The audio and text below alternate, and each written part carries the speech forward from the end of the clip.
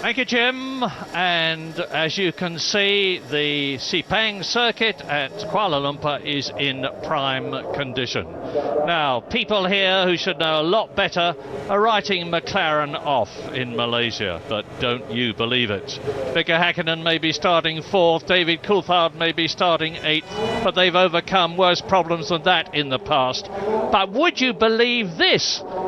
Ferrari here on Thursday, on Friday, on Saturday and this morning. Michael Schumacher in the final half hour here makes a couple of practice starts before my very eyes, and then they say to him, something wrong with the car, Michael, you've got to get in the spare. Now Michael is already under pressure. He may be starting from pole position there in his new helmet, incidentally, for the 6th time in succession, but he's only starting 1/10 of a second ahead of Rubens Barrichello in terms of qualifying times. Rubens is really getting the feel of things at Ferrari after his first season, and now Michael is having to settle down in the spare car, which had been set up for Rubens Barrichello. They've been making adjustments to the nose right up to the last second. And his brother Ralph behind him on the grid is going to be a real problem, because believe me, that BMW engine of his has got massive grunt. They can't keep up with it on the straights. And we've got this wonderful, wonderful new element in Formula One that you've heard about so much, but it's really coming to the boil now. The tyre war between Bridgestone on Ferrari and others, of course, and Michelin on Williams and others, of course. It's Michelin's return to Formula One racing in Australia, and they've really come good here with Ralf Schumacher 3rd on the grid, with his teammate, the incredible Juan Pablo Montoya, 6th on the grid, notwithstanding the fact that he lost virtually all his running on Friday, the first day of practice, because he had various problems with the car, and this circuit is entirely new to him. But he's overcome that. There he goes, 6th on the grid. It's an enormously demanding race. You've heard it from a lot of other people, but you're going to hear it from me again. 56 laps of here, and that's going to be over an hour and a half in these sweltering conditions. Now, I was literally dripping with sweat just walking from one side of the track to the other to get into the air-conditioned commentary box. I'm all right, but down there, those drivers cooped up in their cockpits are wearing 3-layer Nomex underwear, long johns, long sleeved vests. They've got overalls on top of that. They've got the balaclava, they've got the helmet, they've got the gloves, the boots, and they're totally cooped in the cockpit for safety reasons. It's going to be about 50 degrees in the cockpit and massively difficult. Thought I'd walked into the wrong commentary box, Mary. You were talking about underwear as I came through the door. I was on the wrong show there for a moment. Literally, I've just walked in, so I'm not absolutely clear what you were talking about. I was just saying it's going to be jolly difficult for them because it's so swelteringly hot. Well, you're sweating. I mean, it's coming through your shirt. I know, I'm absolutely saturated, literally just walking over from the other side of the racetrack. It's incredibly hot here. But as I said during qualifying yesterday, if you're watching that show, often when you get up and running and the adrenaline's flowing, you get a little bit of airflow through the car. You can lift your visor slightly and leave the top of your overalls undone.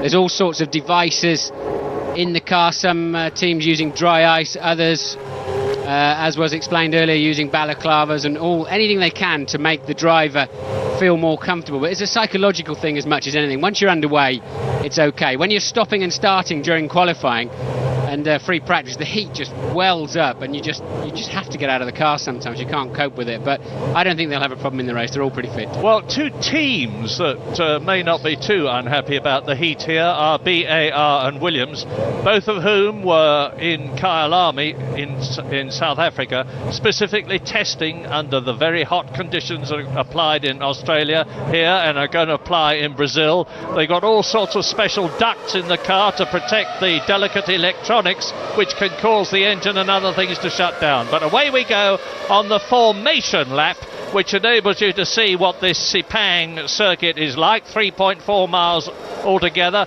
The very slow turn 1, the right-hander coming up to the even slower turn 2. Then they start to accelerate right-handedly, building up to a speed of about 170, 180 miles an hour for turn 4, the very tight right-hander which they take in third gear and which they are approaching now. They being Michael Schumacher in the spare Ferrari, followed by Rubens Barrichello, followed by Ralf Schumacher, followed by Mika Häkkinen, the top of McLaren, and they were not all that good in the warm-up. The warm-up was largely irrelevant, actually, because it was wet and drying out, but for what it's worth, Rubens Barrichello was quickest. Arrows could have a problem. I think I saw mechanics still on the racetrack with less than 15 seconds to go to the start, so one of the Arrows at the back of the grid, towards the back of the grid, may well have a penalty, as Coulthard did last year in Canada, I believe it was, when we still had mechanics on the track. So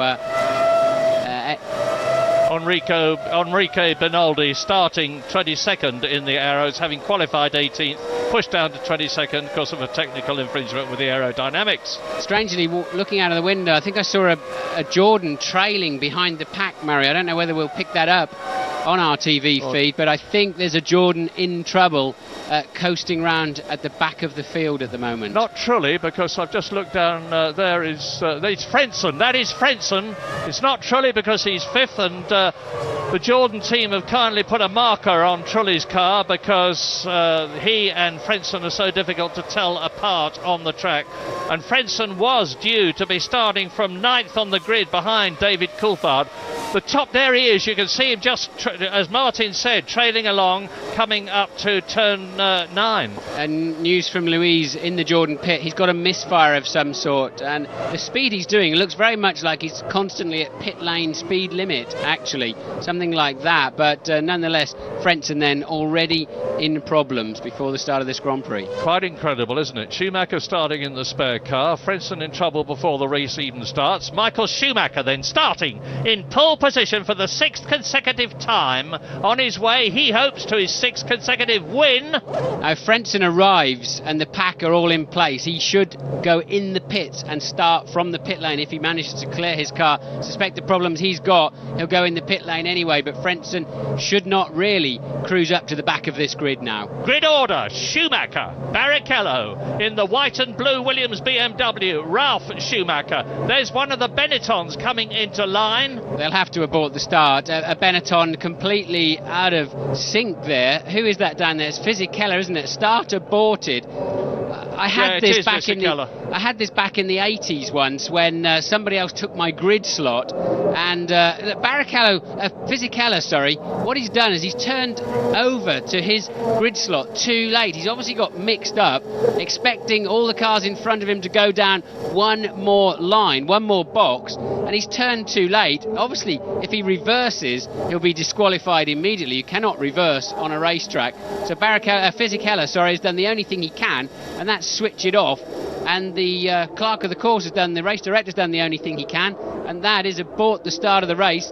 Fisichella will now be put to the back of the field, and I notice it already. The stewards are investigating Jos Verstappen in the Arrows. That will be because the mechanics were on the racetrack, but surely now when they go to restart, Murray, there'll be a man in front of Fisichella holding a yellow flag, stopping him from keeping his current grid position. Holding the yellow flag in such a way that the man behind him can see it, and that was to be Fisichella's 76th career Grand Prix start. He's done that enough times before, but something unusual must have happened. Benetton have not been in the best of shape here any more than they were at Williams. This is an investment year for them with the new Renault engine and a lot of new people there, and they're on the Michelin tyres, as you can see. So a full restart then. I wonder if the grid shuffled up because Frentzen, who of course is 9th on the grid, I just wonder if it all got out of sync where people took Frentzen's grid slot, and Frentzen now able to rejoin his position, because it seemed to me that Fisichella initially parked on the left-hand side of the track, so I didn't just misunderstand his side of the track. And Frentzen being pushed towards the front, he can do that, no problem at all there, providing they can fix his misfire. misfire, of course. And then Fisichella appeared to try to change sides on the grid, so some confusion. It may well have been because of an empty grid slot here for Frentzen. So everybody all keyed up, ready for the go. They'd delayed getting into their overalls as long as they possibly could to prevent the heat build-up. But we're going to take the opportunity to leave Sepang shortly now for a break.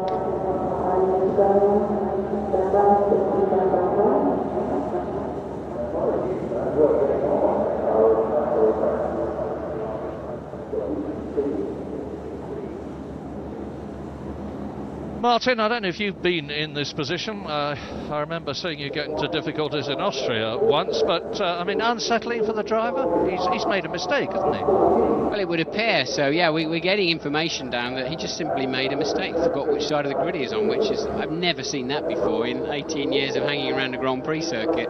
That is the ultimate embarrassment. I can't imagine you can do anything worse than that. It's like sort of walking around with your zip undone all day. That's right up there with that. So I just don't know how Fisichella managed to do that. Well, Juan Pablo Montoya from Colombia, well, you just saw him in the cockpit of the Williams there, and you now join an embarrassed Giancarlo Fisichella. He's got enough pressure on him this Grand Prix season, because as I was saying, there's so many new things about the car. Jenson Button, who is his teammate, has signed for Benetton, or has been loaned to Benetton by Williams for a couple of years, so it really doesn't matter to him nearly as much as it does to Fisichella, who's really got to make an impression this year, either to move to another team or to improve himself some other way. Jarno Trulli in the other Jordan, the one that didn't cause any problems on the formation lap, he's starting 5th on the grid. Gives me an opportunity to very quickly talk about the pecking order here. Michael Schumacher did the sterling job in qualifying that you would expect him to do. Rubens Barrichello is getting closer to Michael Schumacher, that's Jenson Button, getting closer to Michael Schumacher and being in a position to put pressure on him. Ralf Schumacher did an absolutely superlative job. He was as surprised as the team and everybody else to be 3rd on the grid. Mika Hakkinen there just pulled problems out of the bag at the very last moment to take the 4th place, with his teammate David Coulthard down in a lowly 8th position.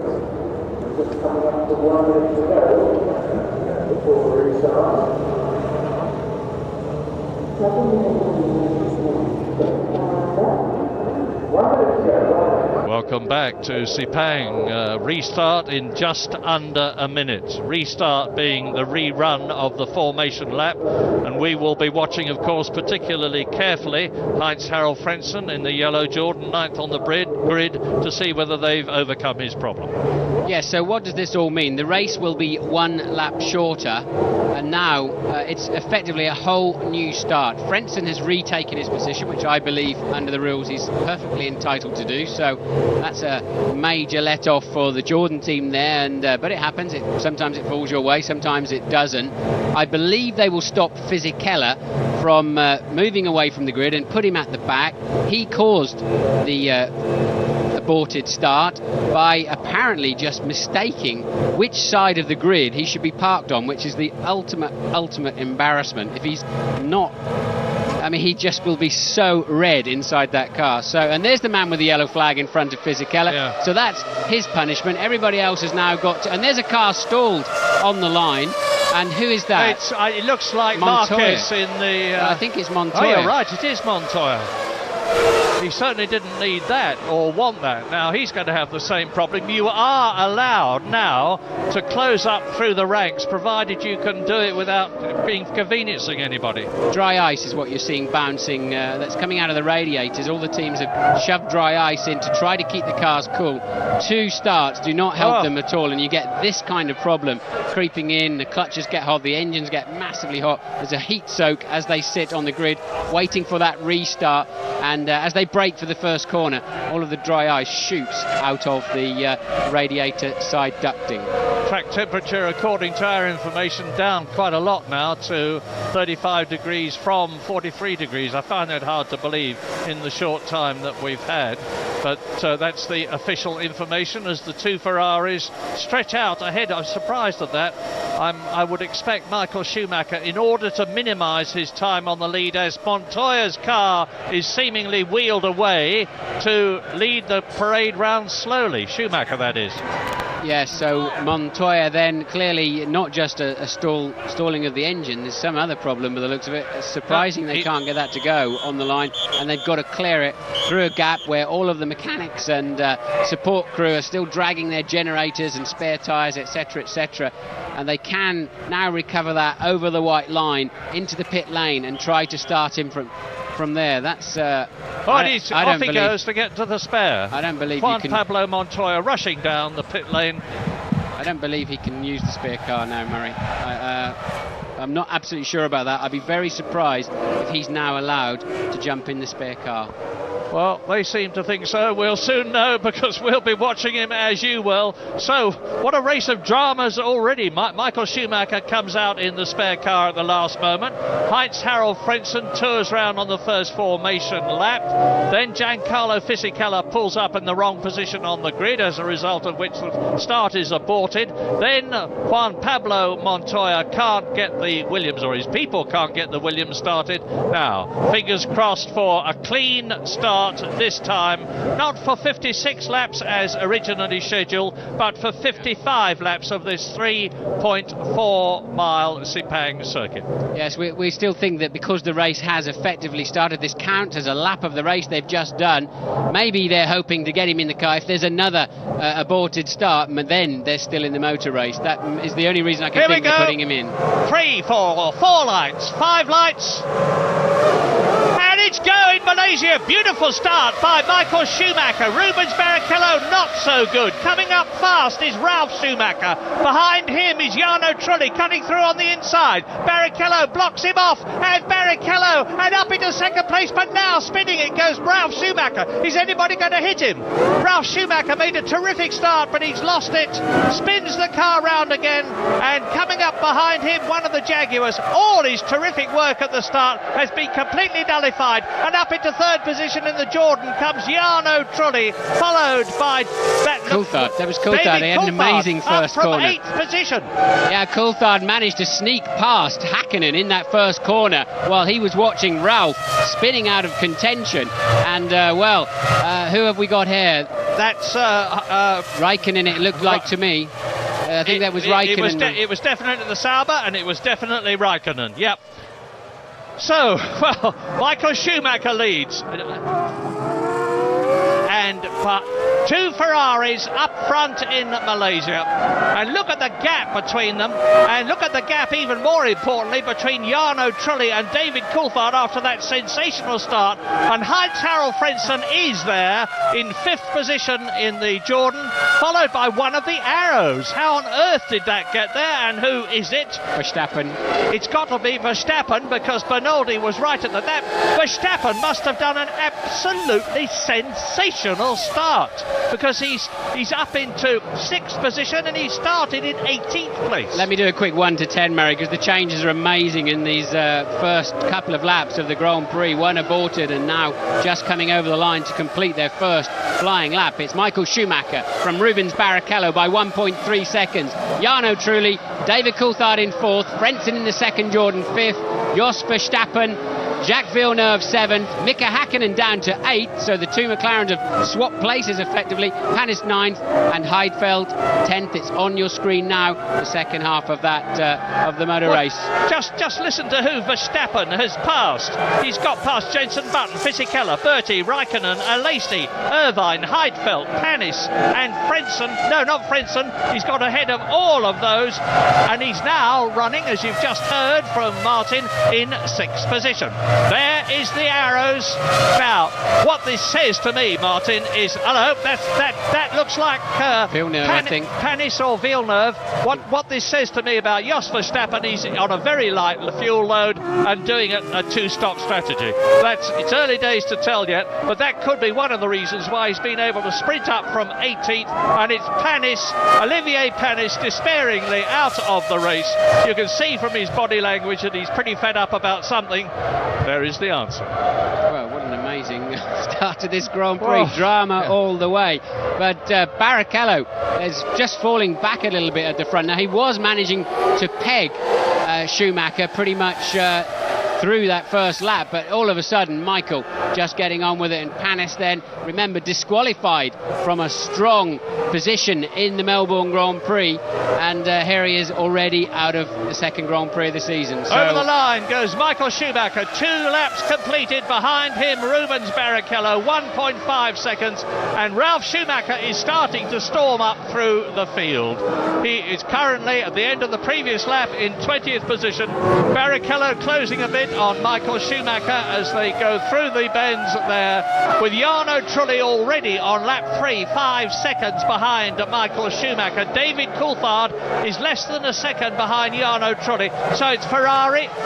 They're in the grid order that they started, and Louise Goodman has got news. Unbelievable drama at the start of this race, Murray, and just to let you know, there may be a bit more to come. I'm standing out at the back of the garages. It's starting to rain. Well, look at that! Michael Schumacher off, and is he out of the race? He's kept an absolute roar from the crowd. Barrichello goes into the lead. He's off. Amazing. Both the Ferraris off. And Jarno Trulli leads the Malaysian Grand Prix as it starts to the rain. What amazing. And I haven't seen Coulthard behind him, so did all 3 of them go off? So yes.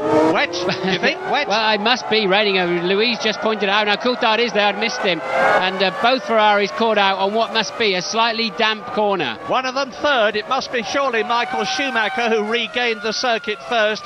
We'll know in a moment. We're on lap 3 out of 55 in this incredible race already. As coming towards us from Italy in the Jordan Honda, the Honda engine now leading a Grand Prix for the first time since they've come back into Formula One. And look at the rain pouring down. And when it rains in Malaysia, believe me, it comes down not by the bucketful, but by the ocean full. They're having to slow right off. And here's a replay of Schumacher in the lead and Barrichello behind him. I believe they went off probably initially on some oil from Panis's blown up BAR Honda.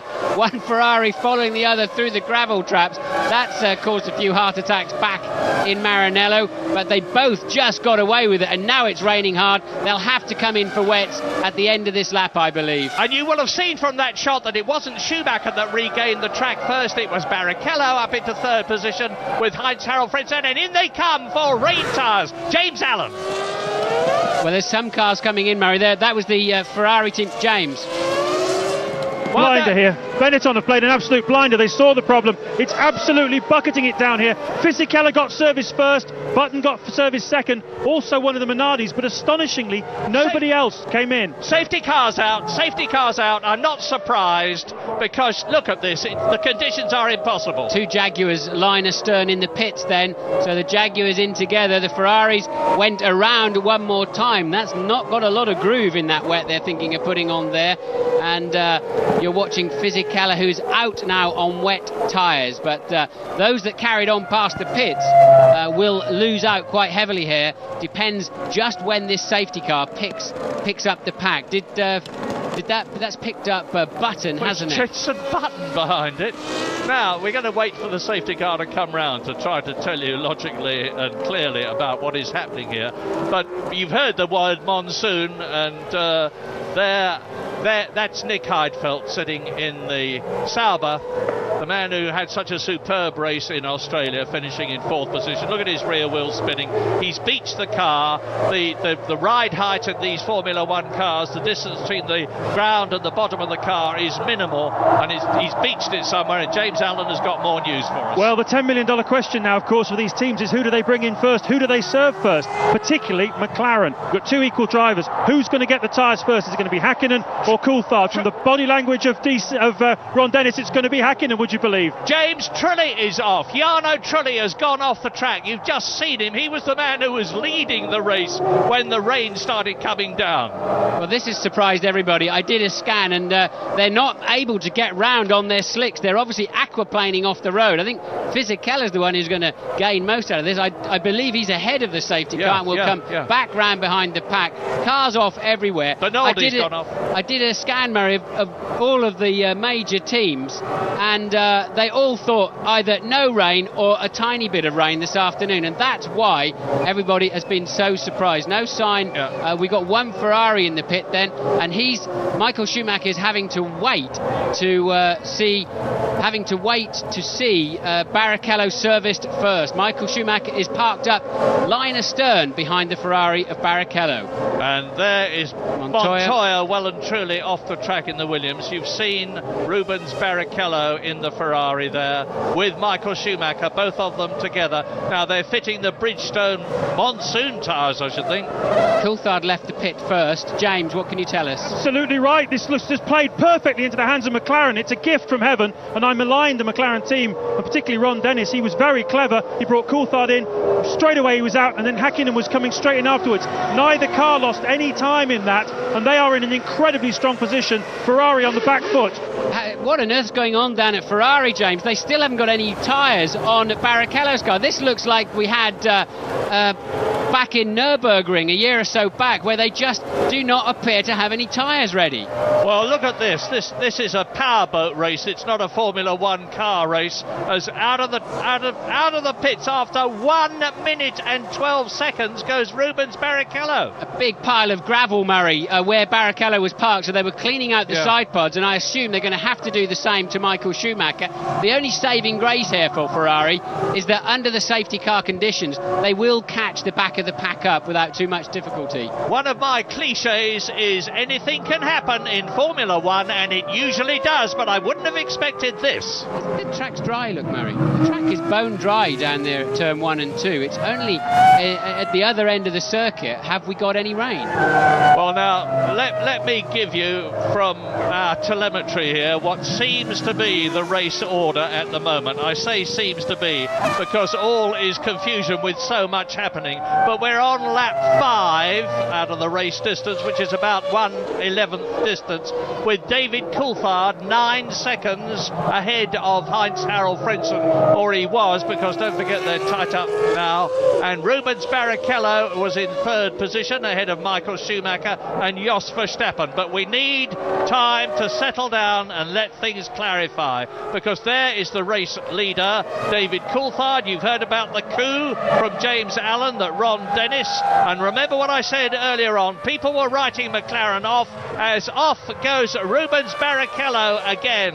What a very unhappy race this is already turning out for Ferrari. James Allen. Hugely red faces down at Ferrari, as you would expect, Murray. They simply didn't have the tyres ready, as Martin pointed out. They'd had a lot of drama in the build-up to this race, with Schumacher at the very last minute having to switch from the race car to the spare car, I believe because of a hydraulic problem. There was a lot of edginess, and they just didn't get it right. McLaren were absolutely like clockwork, but you want the real irony, guys. It's stopping raining now. Yeah, so this circuit dries out quite quickly. When the warm-up started this morning at 10:30, the track was wet. Not as wet as it is now, but wet. And about 11:15, that's only a quarter of an hour later, it was drying out.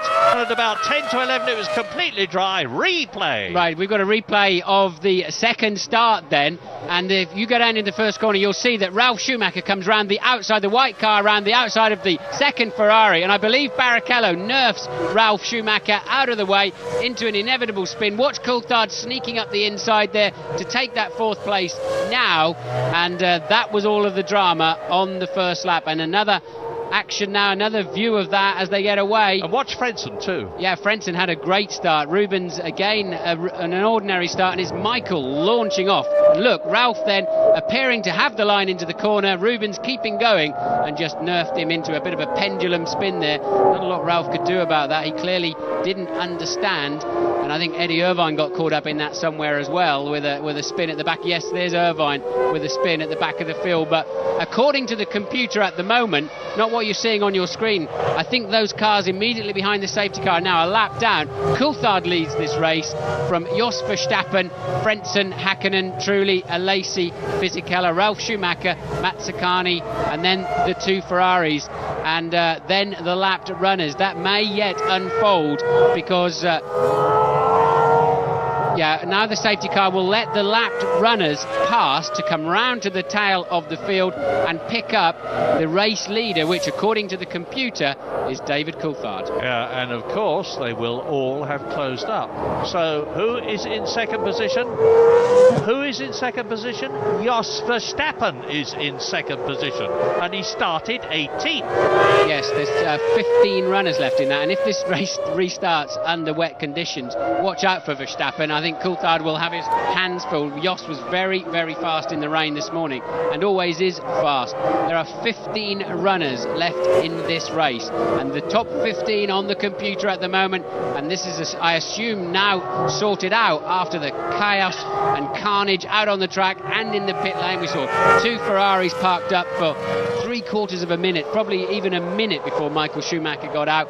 It is David Coulthard from Frentzen, Verstappen, Hakkinen, Trulli, Alesi, Fisichella in 7th, Ralf Schumacher is 8th, Mazzacani in the Prost is 9th, Rubens Barrichello 10th, Michael Schumacher 11th, and then Jenson Button 12th, Bertie in the Jaguar 13th, Tasso Marquez in the European Minardi, and Alonso in the second Minardi 14th and 15th. Everybody else out of the race. So and as you can see, the first 4 very close to each other, and the others should close up. We're going to see a very strange and special Formula 1 race now, with Frentzen behind Coulthard, Verstappen he's according to this in 3rd position at the present moment, followed by Mika Hakkinen, and it's going to be real cut and thrust stuff. Well, 3 cars then. This is a replay you're seeing here. 3 cars went off on that lap when it started to rain, all on the same corner. Louise.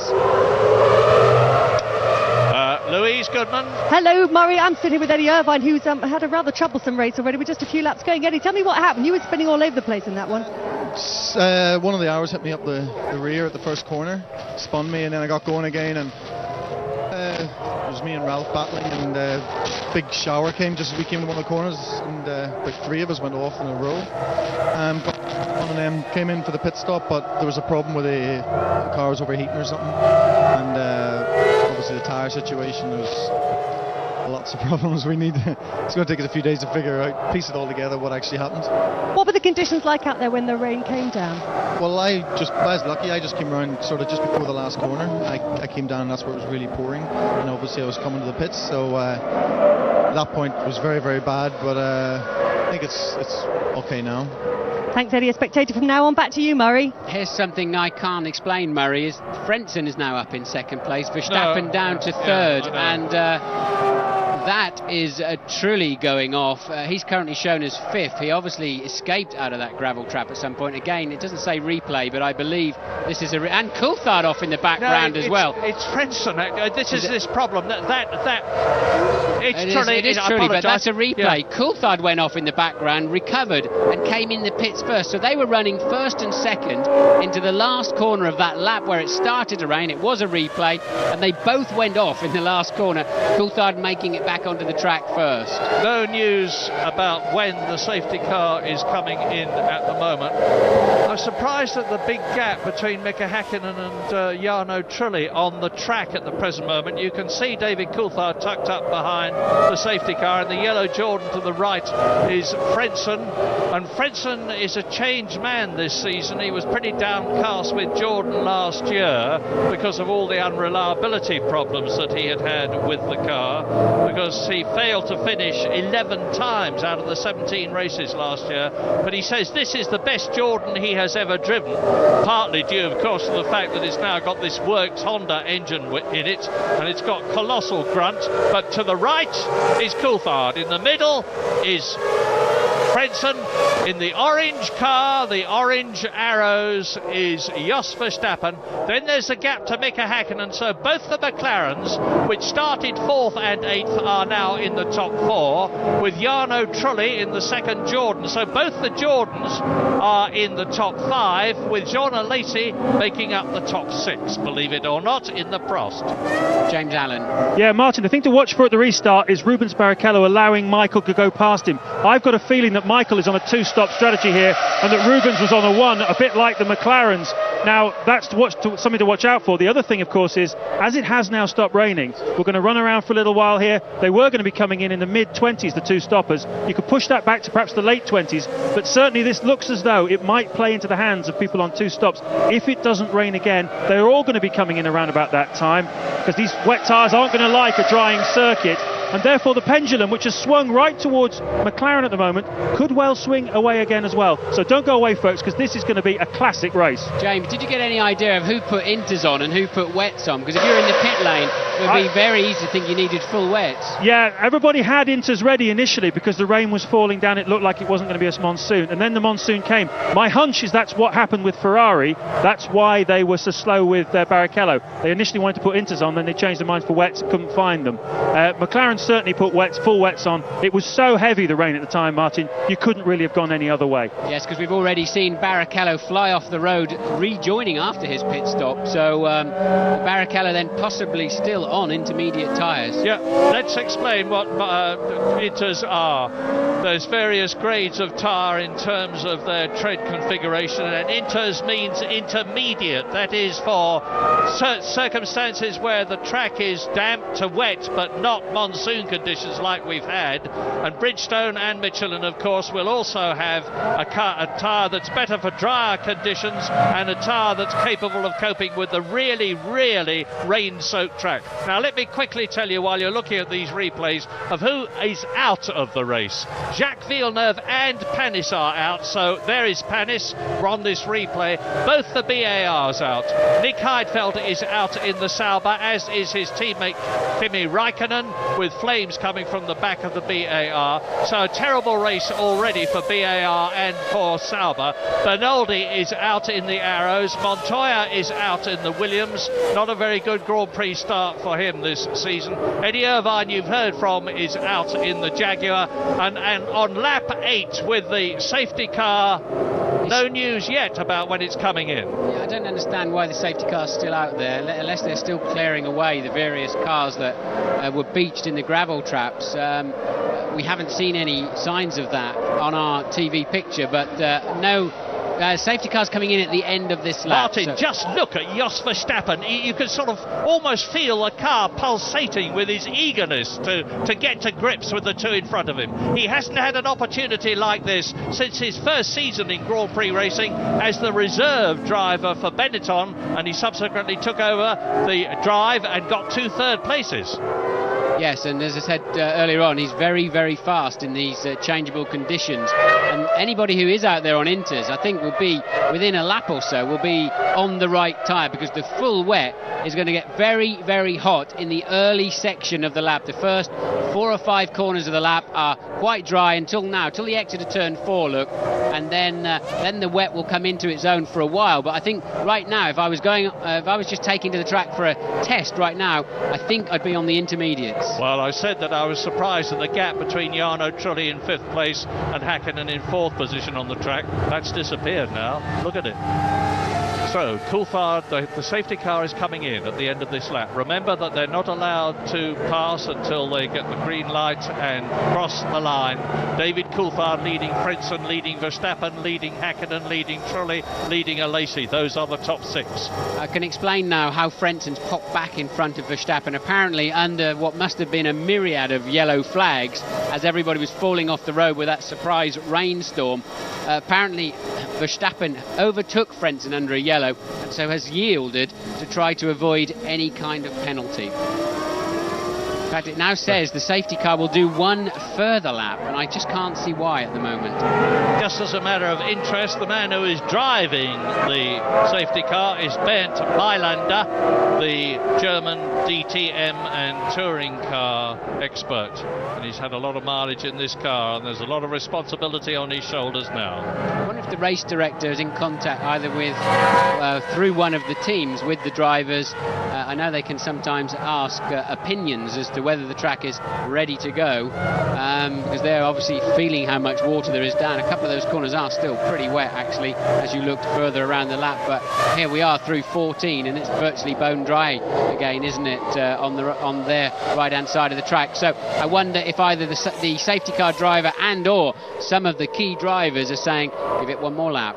Yeah, up to the hairpin, 180-degree hairpin turn 15, which they take in a very low gear. So here is the final lap for the safety car, as far as we know, although obviously we're keeping our eyes on it and we'll keep you tuned. Coulthard to the right, the man who last won a Grand Prix in France last year. He won the French Grand Prix, he won the British Grand Prix, and of course he also had a third victory that year. And into turn 1, safety car, Coulthard, yellow Jordan, Trulli, orange arrows, Verstappen, silver and black McLaren, Hakkinen, yellow Jordan, Trulli, and the Prost of Jean Alesi, who's higher up now than he's been for a very long time.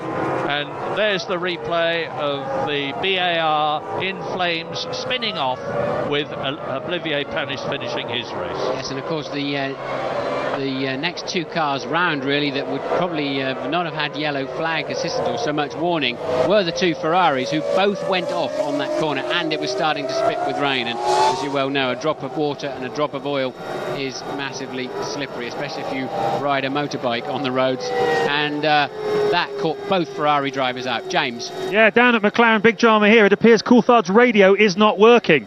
I've just seen Dave Ryan running across. They're about to give him a board next time round, and so if he is in touch with the race director, he's certainly not in touch with the team. Deja vu, because remember in Australia, Michael Schumacher was tapping the top of his helmet and there was a misunderstanding. He thought he was adjusting the air vent. In fact, he was communicating with Ross Brawn, the Ferrari chief, who was worried that Michael Schumacher was not in radio contact. Now, will David Coulthard know then that the race is about to restart? He's certainly trying to warm his brakes and tyres up accordingly, and he should know the rule regarding the lights, and the safety car will pull off into the pit lane. We're only in 9 and 10 at the moment, so a while to go before the end of this lap.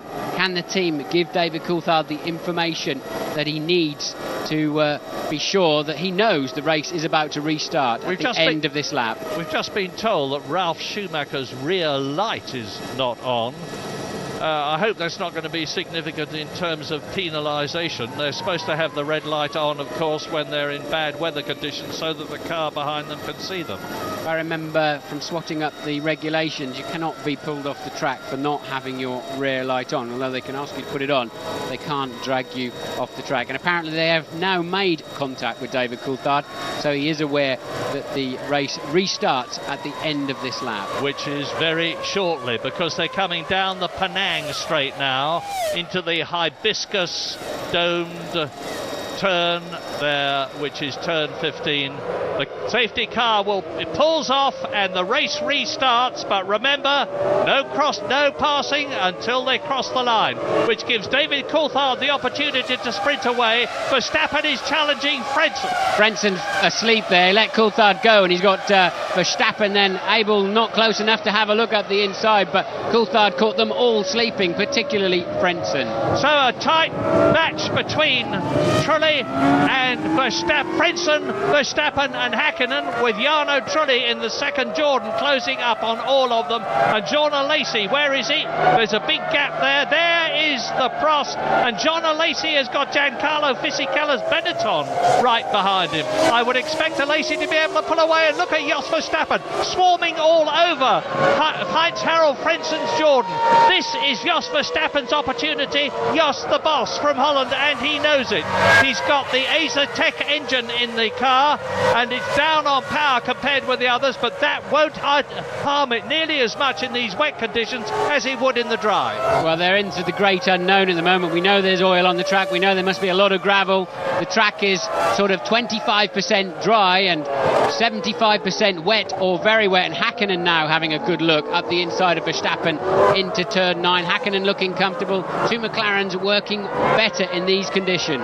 Just before I came up to the commentary box, Mika Hakkinen came up to me and he said, have a nice afternoon, and I said the same to you. It's already turning out to be a lot nicer than he might have expected. In 4th place and challenging Jos Verstappen for 3rd, Heinz-Harald Frentzen for 2nd, as David Coulthard edges away a bit in the lead McLaren, with Alesi still 6th, Fisichella 7th, and Verstappen having a real go at Heinz-Harald Frentzen as we look through the ball of spray, and Jos Verstappen goes through at the hairpin. Terrific bit of driving. Jos Verstappen 2nd place, Heinz-Harald Frentzen displaced.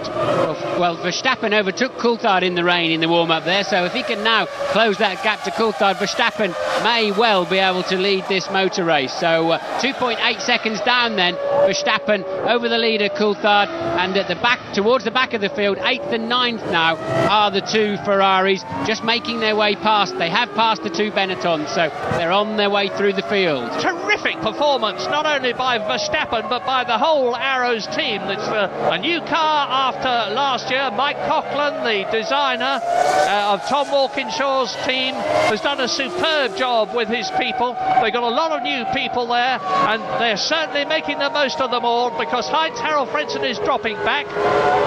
Mika Hakkinen doesn't seem to be able to do anything about them at the present moment, and Ralf Schumacher is up into 5th position in the Williams, and we believe that the Michelin wet tyre is particularly good, and the gap between Ralf Schumacher, who is 5th, and Hakkinen, who is 4th, is a mere 2.4 seconds and getting smaller. Look, there's the proof.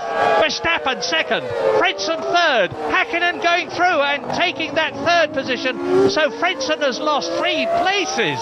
He's lost 2nd place to 2 places. He's lost 2nd place to Jos Verstappen. Now he's lost 3rd place to Mika Hakkinen. And McLaren are 1st and 3rd. Who would have thought this could have happened half an hour ago? And Michael Schumacher has passed Rubens Barrichello somewhere out on the track. So as James Allen predicted, Michael may well be on a lighter fuel. They would have had a chance to top it up in that pit stop, try to get him, but all of those windows that they've so carefully planned as to when to come in are pretty much out of the window, so to speak. They're going to have to recalculate. And who was that shaping up to have a good look at the back? And it was must have been Schumacher. Ralf Schumacher's coming through. Ralf Schumacher taking it. Surely Frentzen must have a problem. He's now lost yet another place as Ralf Schumacher storms through. Now here are the first 10. Coulthard leads, Verstappen 2nd, Hakkinen 3rd, Ralf Schumacher is up to 4th. There he is. Frentzen down to 5th. Michael Schumacher is 6th. Michael Schumacher in the Ferrari up into 6th position. Ahead of Rubens Barrichello. 8th is Trulli. 9th is Fisichella. Jenson Button in the 2nd. Benetton is 10th. Then it's Alesi, Berti, Mazzacani, Marquez and Alonso. Both the European Minardi still running. Yeah, so Michael Schumacher over a second faster than anybody else on the racetrack last time around. So Schumacher, as ever, very well hooked up and already shaping up to go right round the outside of Frentzen. That's incredible. Into turn 12, and just amazing. Just drove right around the outside of him. So Schumacher then up to 5th place. And look at the way Ralf Schumacher is harrying Mika Hakkinen as his brother Michael comes up behind him. The battle of the brothers is beginning, and David Coulthard leads by about 3 seconds as Michael Schumacher visibly closes on his brother, and Rubens Barrichello goes past Heinz-Harald Frentzen. So Frentzen, who had a problem, you remember, on the original start when he had to tour around, may have a that's Jenson Button in trouble, and he's touring. So Heinz-Harald Frentzen may well have a repetition of whatever the problem was. Thought it looked like Button was recovering from a spin, actually, but Hakkinen then under a lot of pressure from Michael Schumacher. We don't know the fuel loads at the moment. They may have changed. Everybody would have topped up with fuel without doubt while they were putting the wets on, so they should be able to go at least 35 to 40 laps, well into that sort of zone. And Häkkinen having to defend his line, but it's no good. Schumacher's gone right around the outside for the second time in 2 laps of another car. Michael running a little bit wide there, but no problem for him, and Schumacher on the rampage. And there are people who say that Michael Schumacher is not a superstar. You are seeing the evidence before your very eyes as he drives round the outside of double world champion Mika Häkkinen, 3 times world champion Michael Schumacher. So it's Coulthard leading, and Verstappen is still in second place. I wonder if Michael Schumacher's on those intermediate tyres, because he's now some 3 seconds faster than most of the other runners, and 2 seconds faster than absolutely everybody. Coulthard up front on lap 14 at the moment with a 2.1 second lead, but beginning to slow with his wet tyres. James. I've worked out, Martin, and I've done a bit of a better job than I did in the last race, that they've saved 6 laps worth of fuel, so that will put the 1-stoppers coming in the early lap 40 region, and the 2-stoppers, who I believe Michael Schumacher is one of them. I believe Coulthard's on a 1-stopper.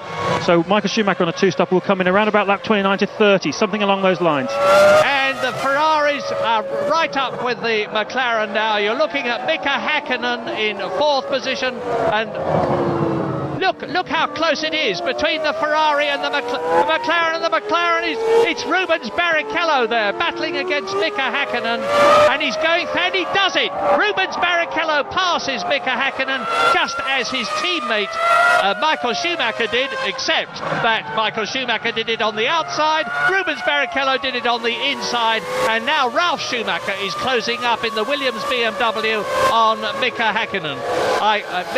Knowing Mika and the car as I do, I suspect he must have some kind of a problem. I think he's on wets, and I think the Ferraris are on intermediates. And now Michael Schumacher shaping up. He didn't make it to have a stab at Verstappen, so Verstappen stays second. Coulthard only just in front of them now. Look, Coulthard beginning to struggle at the front of the field. Michael now 4.4 seconds quicker than the race leader on the previous lap. They must be on different tyres. Here he goes, Verstappen second, right behind him, the Ferrari of 3 times world champion Michael Schumacher. As we look down on the first 3, David Coulthard, Jos Verstappen, and Michael Schumacher is going to go round Jos Verstappen.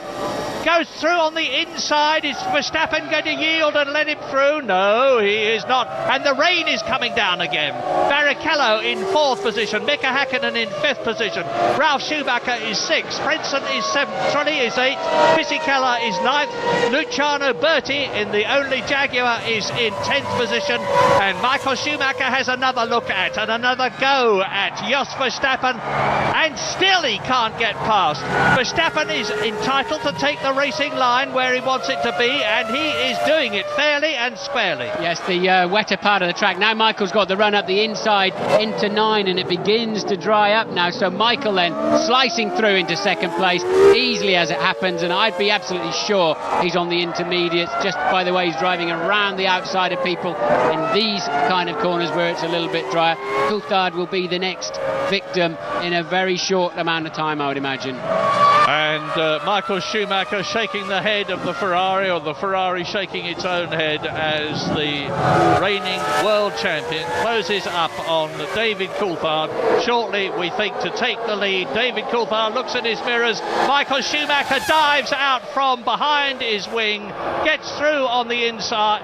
No, as they come up to the left-hander, turn 15 at the end of the lap. This is the end of lap 15 in this 55-lap race. 40 laps still to go, and a lot of drama still to come. And now Michael Schumacher goes for it as they come down to turn 1, and then the left-hander at turn 2 and through. Yeah, you can see the pattern on the tyres. Schumacher on different tyres, no doubt about it. It's clear to see from the pattern along the top, and of course the speed through these dry corners. So Ferrari then, whilst it took a long time to find any tyres, at least they put the right ones on. Found the right ones when they did. And now the battle is between Jos Verstappen there for third place and Rubens Barrichello behind him, with Mika Häkkinen in fifth place, Ralf Schumacher, and now there is Barrichello surging past Jos Verstappen.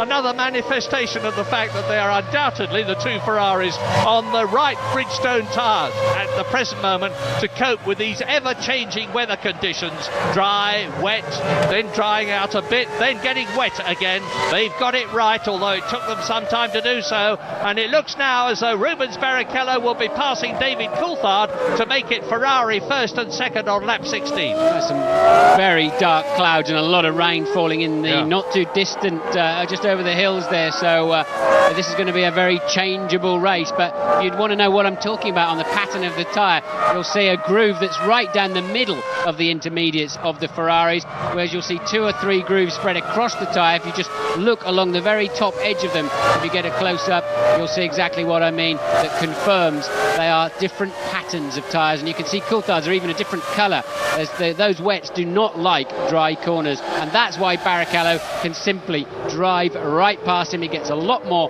bite out of the corners and just builds up speed so much faster than the wet shod car of David Coulthard. There's a lot of Ferrari fans here, just as there are at all the racing circuits. They're standing up now, the flags are waving, you saw one in the foreground there. They're cheering their heroes, Michael Schumacher, Rubens Barrichello first and second, and it looks to me as though Jos Verstappen now is going to have a go at David Coulthard, because the orange arrows is closing all the time on the silver and black McLaren. It's still Mika Häkkinen in fifth position, doing nothing about Jos Verstappen. He's 8 seconds behind him now. Ralf Schumacher is lapping slower in the Williams than Häkkinen is, but he's still in the top 6. The problem that the runners on wet have got, we're only on lap 17. So much has happened in this race, it seems like we should be somewhere near the end, but amazingly it's just lap 17. They're nowhere near a sensible pit stop window, so if they come in to change tyres, they'll lose best part of 25, 27 seconds doing that. At the moment, they're 6 seconds a lap slower by being on those wrong tyres, so quite clearly, within 5 laps, they will have regained that time. It might be worth them coming in shortly and just going for a set of inters anyway. James Allen, what's the news? Well, Murray, the thunderclouds are above us. I've just seen a horizontal bolt of white lightning. I've not seen anything like that, certainly never in England anyway. But I can confirm for you that the two Ferraris are on the intermediate tyres, and I can tell you what happened there. They were going to go for the wets, and it was the other way around to what I said. They were going for the wets originally, and then they obviously thought about this and realised the safety car would be obvious because of the amount of rain that was coming down. So they put them out on the intermediate tyres, knowing the safety car would not release the cars until it was safe, and that's worked out very well for them. In this morning's warm-up, Ferrari both used the intermediate tyre and got some good performance out of them, whereas the rest of the teams tended to stick with the wet tyre. So the warm-up really worked for Ferrari. Schumacher leading this race. There'll be a lot of scepticism as to whether the pace car staying out so long was anything to do with Michael on the radio screaming, it's too wet at the moment. But I mean, I'm not saying that's the case at all, but I know those sort of rumours are going to be flying around at the end of this race. Well, whatever. David Coulthard is now in third position, 1.5 seconds ahead of the orange arrows of Jos Verstappen, and there will be people all over the planet who will be crossing their fingers for arrows and Jos Verstappen. The team have had a lot of adversity in the recent past. Tom Walkinshaw has patiently built up the team at Lee Field in Gloucestershire. They've got a magnificent facility there now. He's put a lot of money into it, and Jos Verstappen is making it pay off at the present moment, because look at the gap between him and Mika Häkkinen. It's 9 seconds, and there is the McLaren, and you see Ralf Schumacher in the background coming round. Things are getting quite spread out. There's a 26-second gap now between Michael Schumacher in the lead and Ralf Schumacher, who is in 6th position. If it doesn't rain soon, I think Coulthard and co may as well come in for some intermediates. They're still losing over 5 seconds per lap to the Ferraris on those inters. Yeah, I would have expected in normal conditions on a two-stop strategy, people to start coming in round about lap 22. That's what they did last year. We're on lap 18 at the moment, and Michael Schumacher is romping away. He's about 0.6 of a second a lap at the present moment, faster than his teammate Rubens Barrichello, who who is about 3.5 seconds faster than David Coulthard.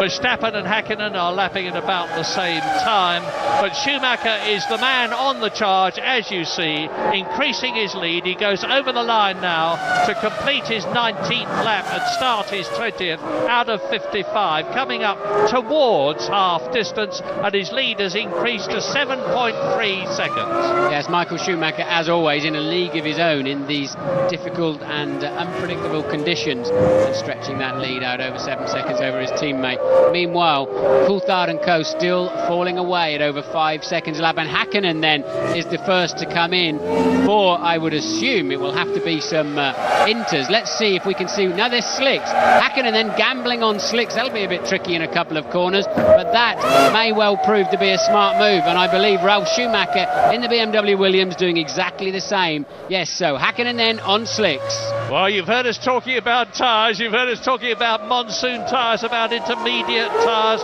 and now about slick tyres.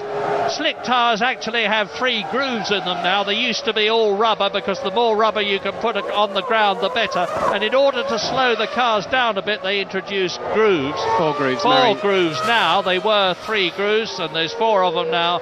And that just means there's less rubber on the ground. So it's going to make things tricky in these damp conditions. But if it continues to dry out, of course, it's going to be an enormous benefit for the people who are on them. Very soon, as the Ferrari mechanics come out, we can expect to see Michael Schumacher on his 19th lap, leading by over 7 seconds, come in, and then Rubens Barrichello. Yeah, surely they'll bring Coulthard in on this lap. He's going to lose way too much time when those slicks get up to temperature on the other runners. So Coulthard surely will pit at the end of the lap too. And well, they're intermediates they've put on the Minardi, so they're not going to gamble on slicks.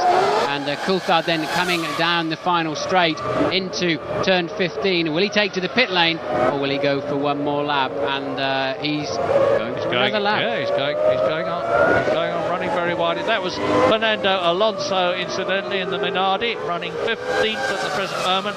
Last, but there's 7 people out of this race: Villeneuve, Heidfeld, Bernoldi, Montoya, Eddie Irvine, Olivier Panis, Kimi Raikkonen.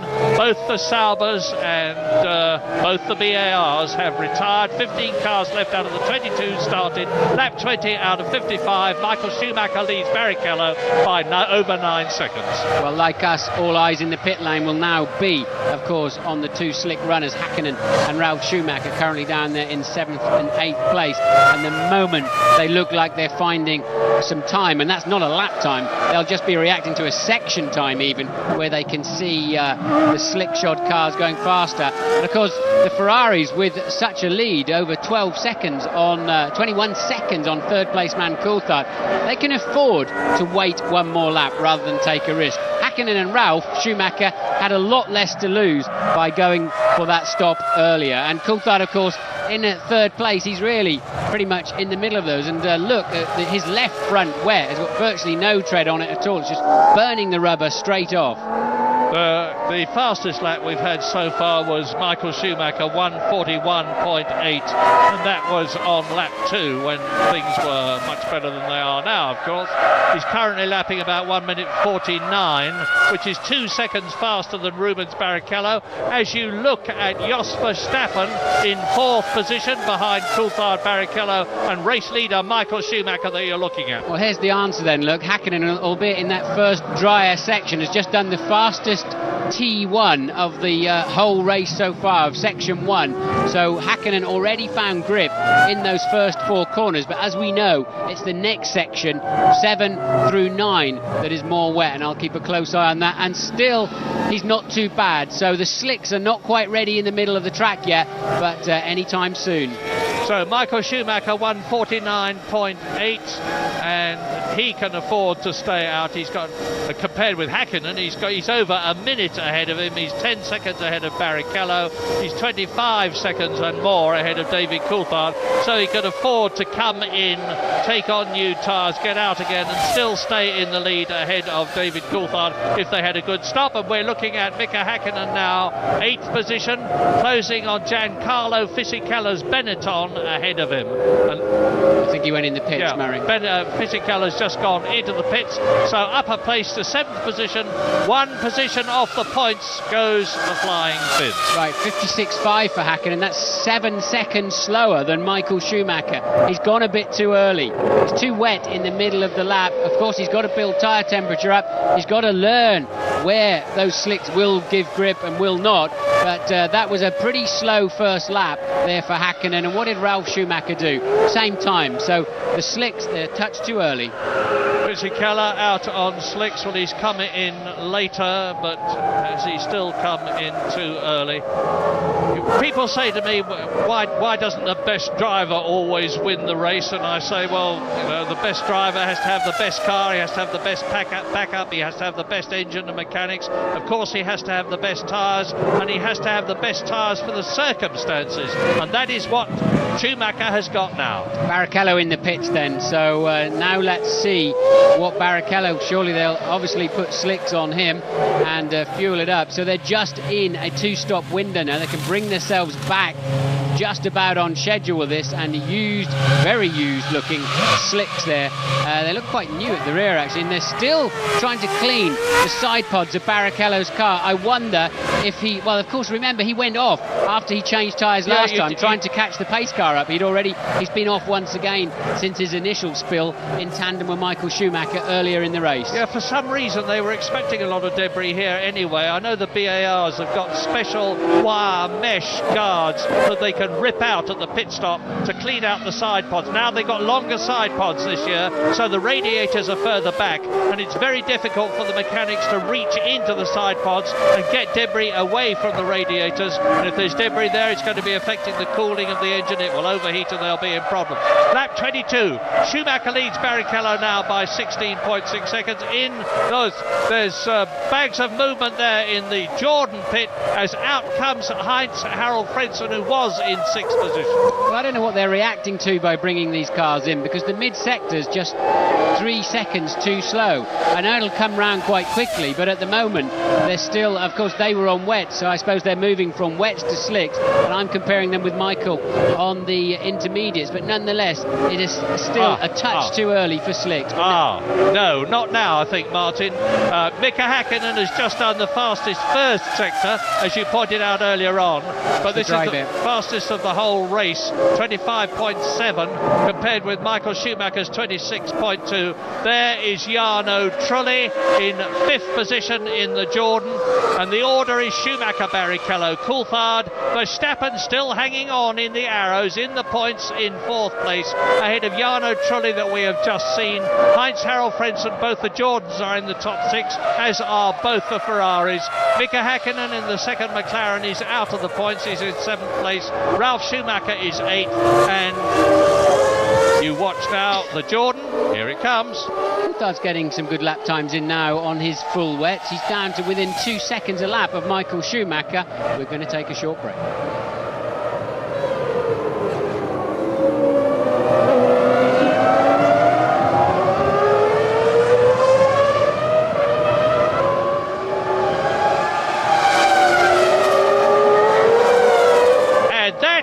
Jos Verstappen exiting the pit lane, or getting ready to exit the pit lane as he accelerates away from the pits.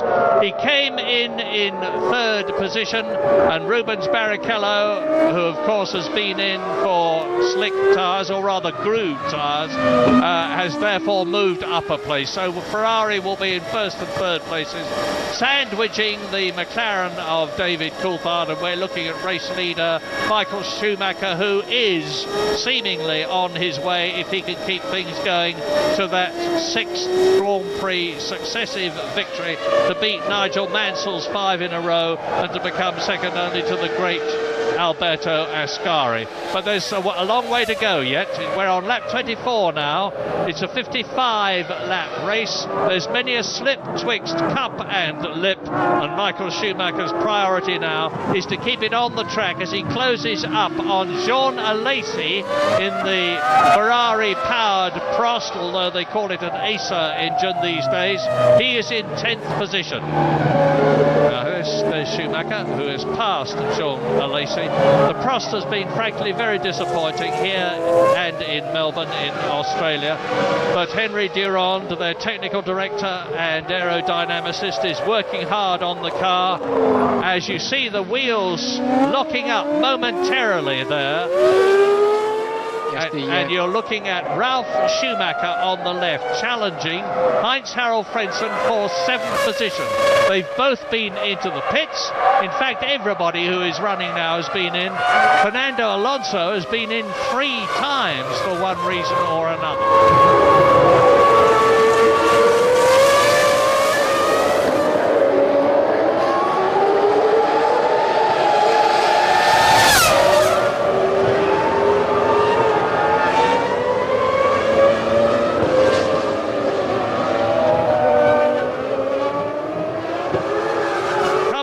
Towards half distance in this incredible race of incidents and surprises here in Malaysia, with Michael Schumacher leading David Coulthard and Rubens Barrichello as positions change all around, and you're looking now at Ralf Schumacher in the Williams BMW challenging Heinz-Harald Frentzen, who retains his lead, who is attacked again by Ralf Schumacher, who has to back off. The series of bends means that the man on the inside has the advantage, and it was first one and then the other. Yeah, and stonking speed from that Williams BMW, and Ralph's got up the inside, but that's going to be a bit nip and tuck, and Frentzen having to yield there really. But now is the right moment to be on slicks. For sure, now they're just shaping up to be quicker than the full wets. Häkkinen now finally on slicks, quicker than Coulthard on the full wet, and now is the moment to come in, and you can see Frentzen desperately still trying to find some grip, and teammate, that's Trulli, so he must be coming up to be lapped by Trulli. Now Trulli just come out of the pits actually, so Trulli was in 4th, having now made a pit stop off camera, and now falling back behind Frentzen as Bertie makes his way out of the pits. He was in 9th when he came in. Yeah, but people are coming in all the time now. That is the Benetton of Jenson Button, who is running in 14th place out of the 15 competitors who are still running from the 22 who started. All those retirements earlier on primarily through people spinning off in the sudden monsoon deluge that we had here at Sepang, Kuala Lumpur in Malaysia. Michael Schumacher really flying, 1 minute 47.8 he has just done, compared with David Coulthard 151.9. But Michael Schumacher is now, Mika Häkkinen is now very quick indeed. He's up into 5th position ahead of Jarno Trulli and Heinz-Harald Frentzen. Both the McLarens then, the McLaren Mercedes in the top 6, both the Ferraris in the top 6, and completing the top 6, Rubens Barrichello, Jos Verstappen, who is 4th, and Ralf Schumacher, who is 6th. Yeah, surprised to see Coulthard going round again in the 2nd place man. He must be just about the only one out there now on the full wet tyres. The 2 Ferraris, or 1 Ferrari now, Michael Schumacher, still easily the fastest man on the track on those inters that they took an awful long time to choose, but turned out to be a spectacularly good choice when they did finally bolt them on. I was talking earlier on about the heat conditions. Well, both the track and the air temperature have gone way down now. 26 degrees and 27 degrees for the track and the air temperatures. The track has cooled, of course, with all this water on it, and it was up round about 43 degrees when this race started. But Michael Schumacher leading the race is showing us yet again what a rain master he is. We've seen some sensational performances from him in Spain and Monaco. James Allen. Yeah, still some communication problems here for McLaren. I think they're going to try and fuel it to the finish. Well, he was away very sharply then. Yeah, maybe not fuel to the finish there actually. He was away very sharply. Nearly took the hose out, 8.8 seconds. But still some communication problems there, Martin. And this is interesting for you. Those tyres were out of that blanket for well over 2 minutes. And the temperature has really dropped here. Is that going to hurt him? It'll make it a bit tricky for 3 or 4 corners, as he'll certainly understeer into turn 1 here. But did he get back out in front of Barrichello?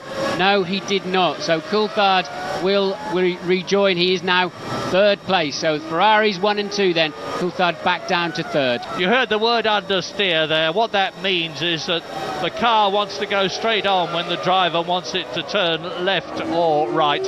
All the cars are suffering from understeer here because of the revised aerodynamic regulations, but the McLarens in particular are suffering, and it's a problem which is going to carry on until at least after the Brazilian Grand Prix, as Mika Häkkinen now closes up on Jos Verstappen, going for 4th position. Arrows 4th, McLaren 5th, and Ralf Schumacher is now the fastest man on the track in the Williams.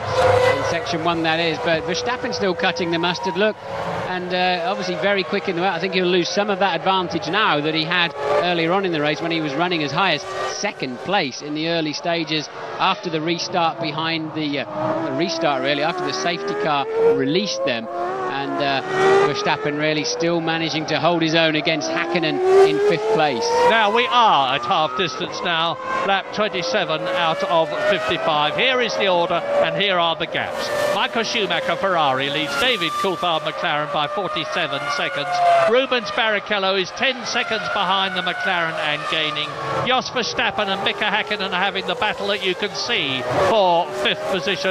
In 6th place is Ralf Schumacher, 10 seconds behind the two that you are looking at, and going very, very quickly indeed in the Michelin-shod Williams BMW. 7th is Frentzen. And Verstappen there losing the back end of the car as he went for the downshift. He's still trying to hang on to it around the outside and does so beautifully.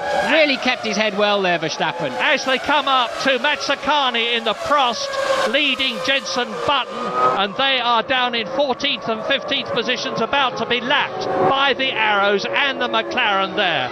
So if either of those two balk Jos Verstappen, this is Mika Häkkinen's opportunity to get past the Dutchman. Yes, and any of those drivers are not really used to having an Arrows cruising up behind them and lapping them, so they may not realise initially what's going on there. And it's starting to rain again.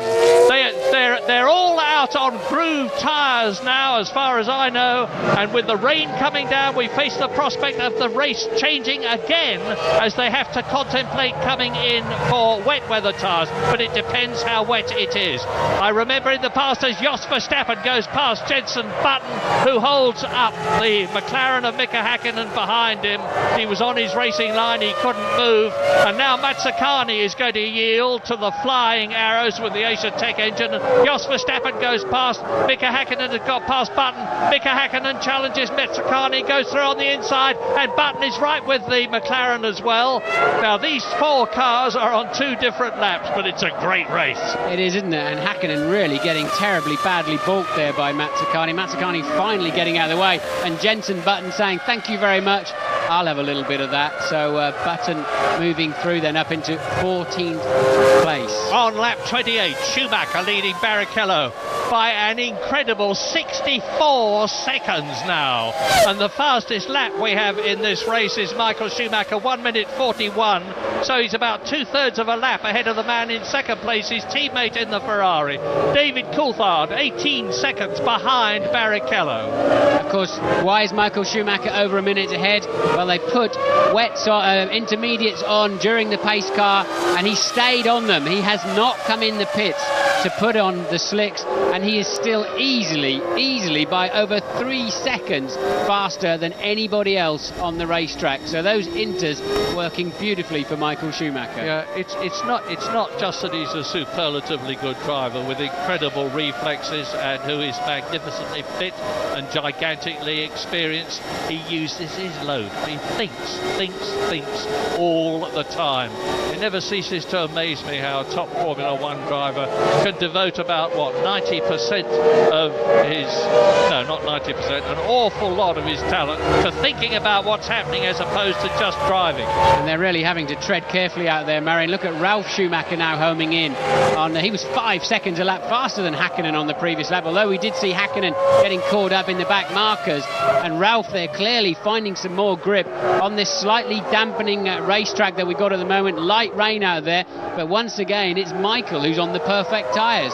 And 10 out of 10 therefore to Jos Verstappen in the Arrows, who is staying ahead of the double world champion from Finland, Michael Schumacher, lap 29. Now they're closing up on Tasso Marquez in the European Minardi. He's in 13th position. His teammate Fernando Alonso is out of the race. Mika Häkkinen has a look at Jos Verstappen, and they're all past the Minardi. And Ralf Schumacher having a look at Mika Häkkinen as they come down the straight. Now this BMW's got colossal grunt and he goes past.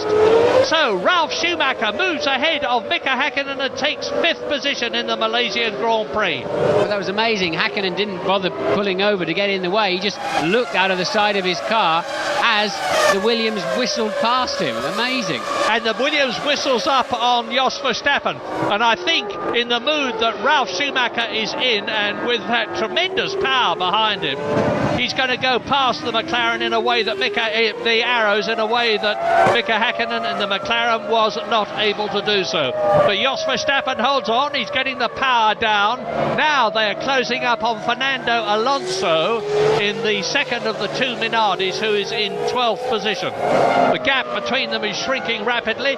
Jos Verstappen has got to start planning his tactics now for lapping the Minardi in such a way that he can prevent Ralf Schumacher there from getting past him. Now there is the Minardi about to be lapped by the orange Arrows and the white and blue BMW as Mika Häkkinen falls back. Yes, I mean Ralph's really fighting that Williams, no doubt about it, but his lap times are pretty impressive. He's matching now the two Ferraris up front, and the rain must have eased off again now, because once again they're back on that sensible slick pace on a dry track, so that the Ferrari mechanics, they're ready. Now finally Barrichello matching Schumacher's lap times.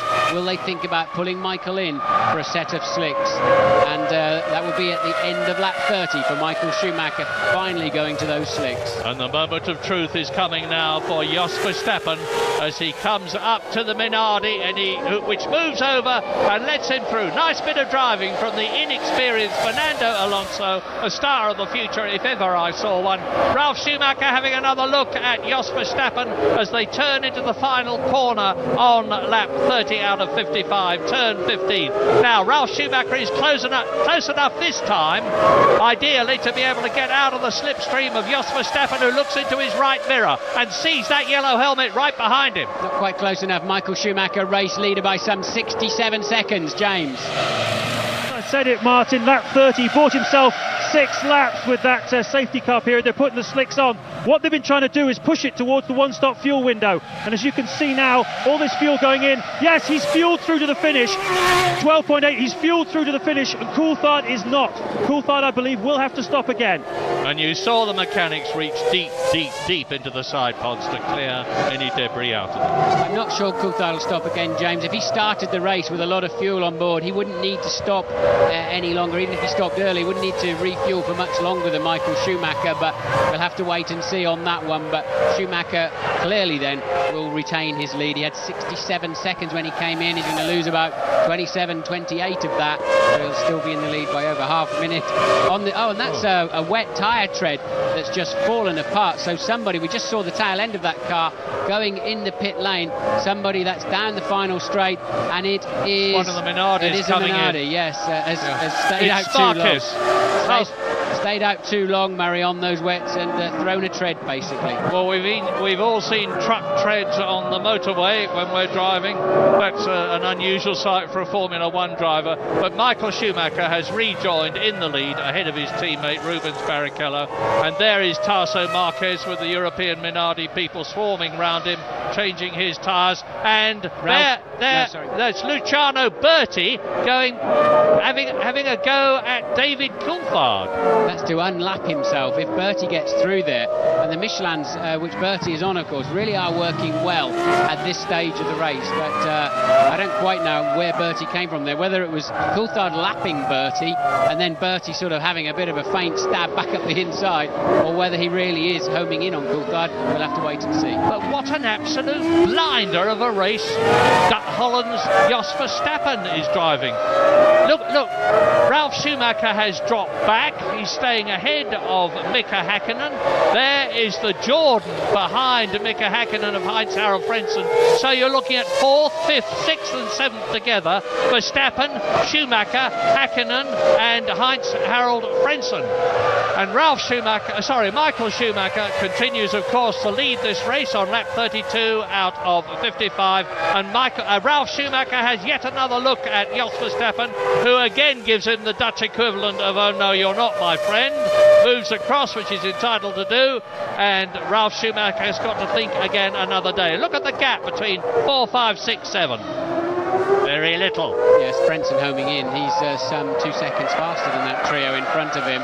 And what are we going to see here? We're going to see it's a puncture actually on the Minardi, and later on it throws a tread. That tread gets left in the middle of the final straight. A dodgy situation to get out there and recover that, although the marshals will have a very good and long view down the track. Look, that'll have to be picked up, and that wants the gloves on it when it's picked up because that'll be extremely hot. So Verstappen then creating a little bit of a traffic jam behind him. If they've got they just haven't got.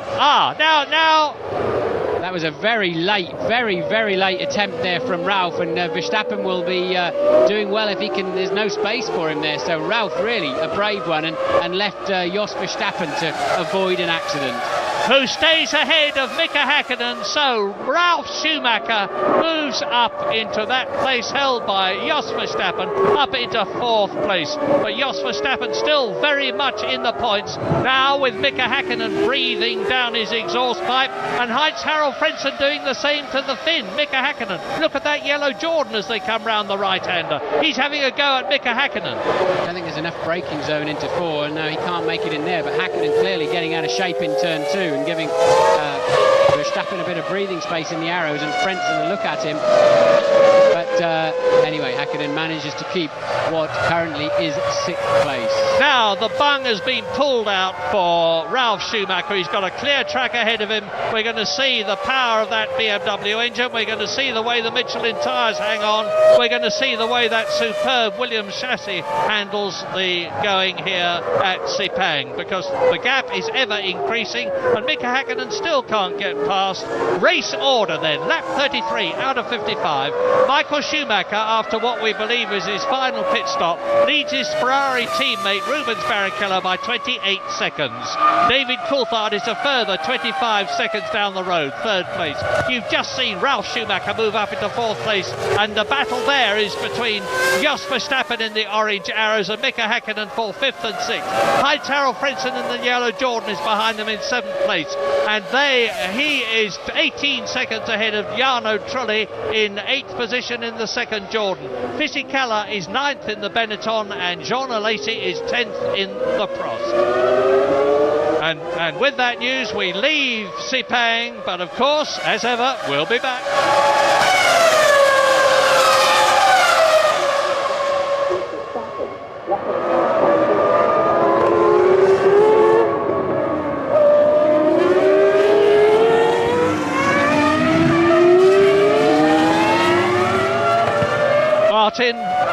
Mika Häkkinen in 6th position.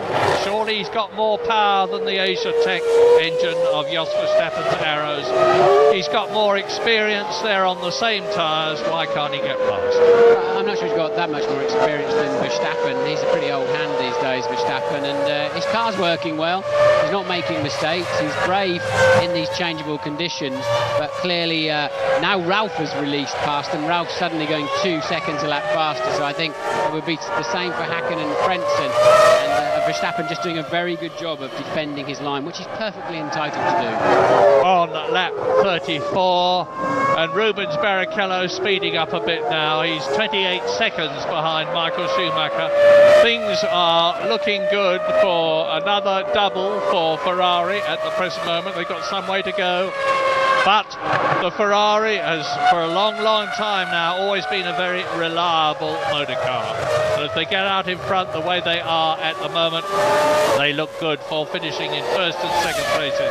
But this battle for 5th position that you're looking at is a real thriller. This could be a handful for Verstappen, and that's Fisichella dropping out of the race.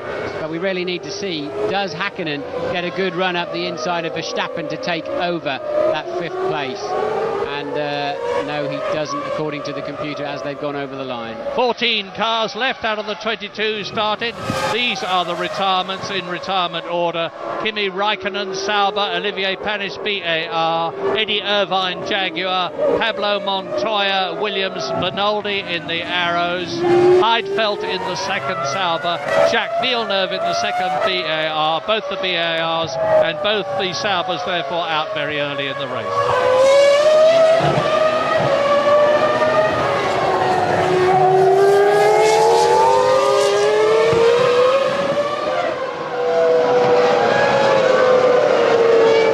Lap 34 out of 55, and whilst this is the race on the track for the positions held by Verstappen 5th, Häkkinen 6th and Frentzen 7th, the man who is really flying here is Ralf Schumacher in the Williams BMW, who is in 4th place and gaining on 3rd position David Coulthard at the rate of about 1.4 seconds a lap, and the gap between them is about 12 seconds. So there's going to be real excitement there, but it's still Michael Schumacher out on his own, having had his final pit stop, we believe, leading his teammate Rubens Barrichello in the Ferrari by 25 seconds. Häkkinen just can't find enough straight line speed, even in the slipstream of Verstappen's Arrows, and he can't stay close enough through 14 to have a good run.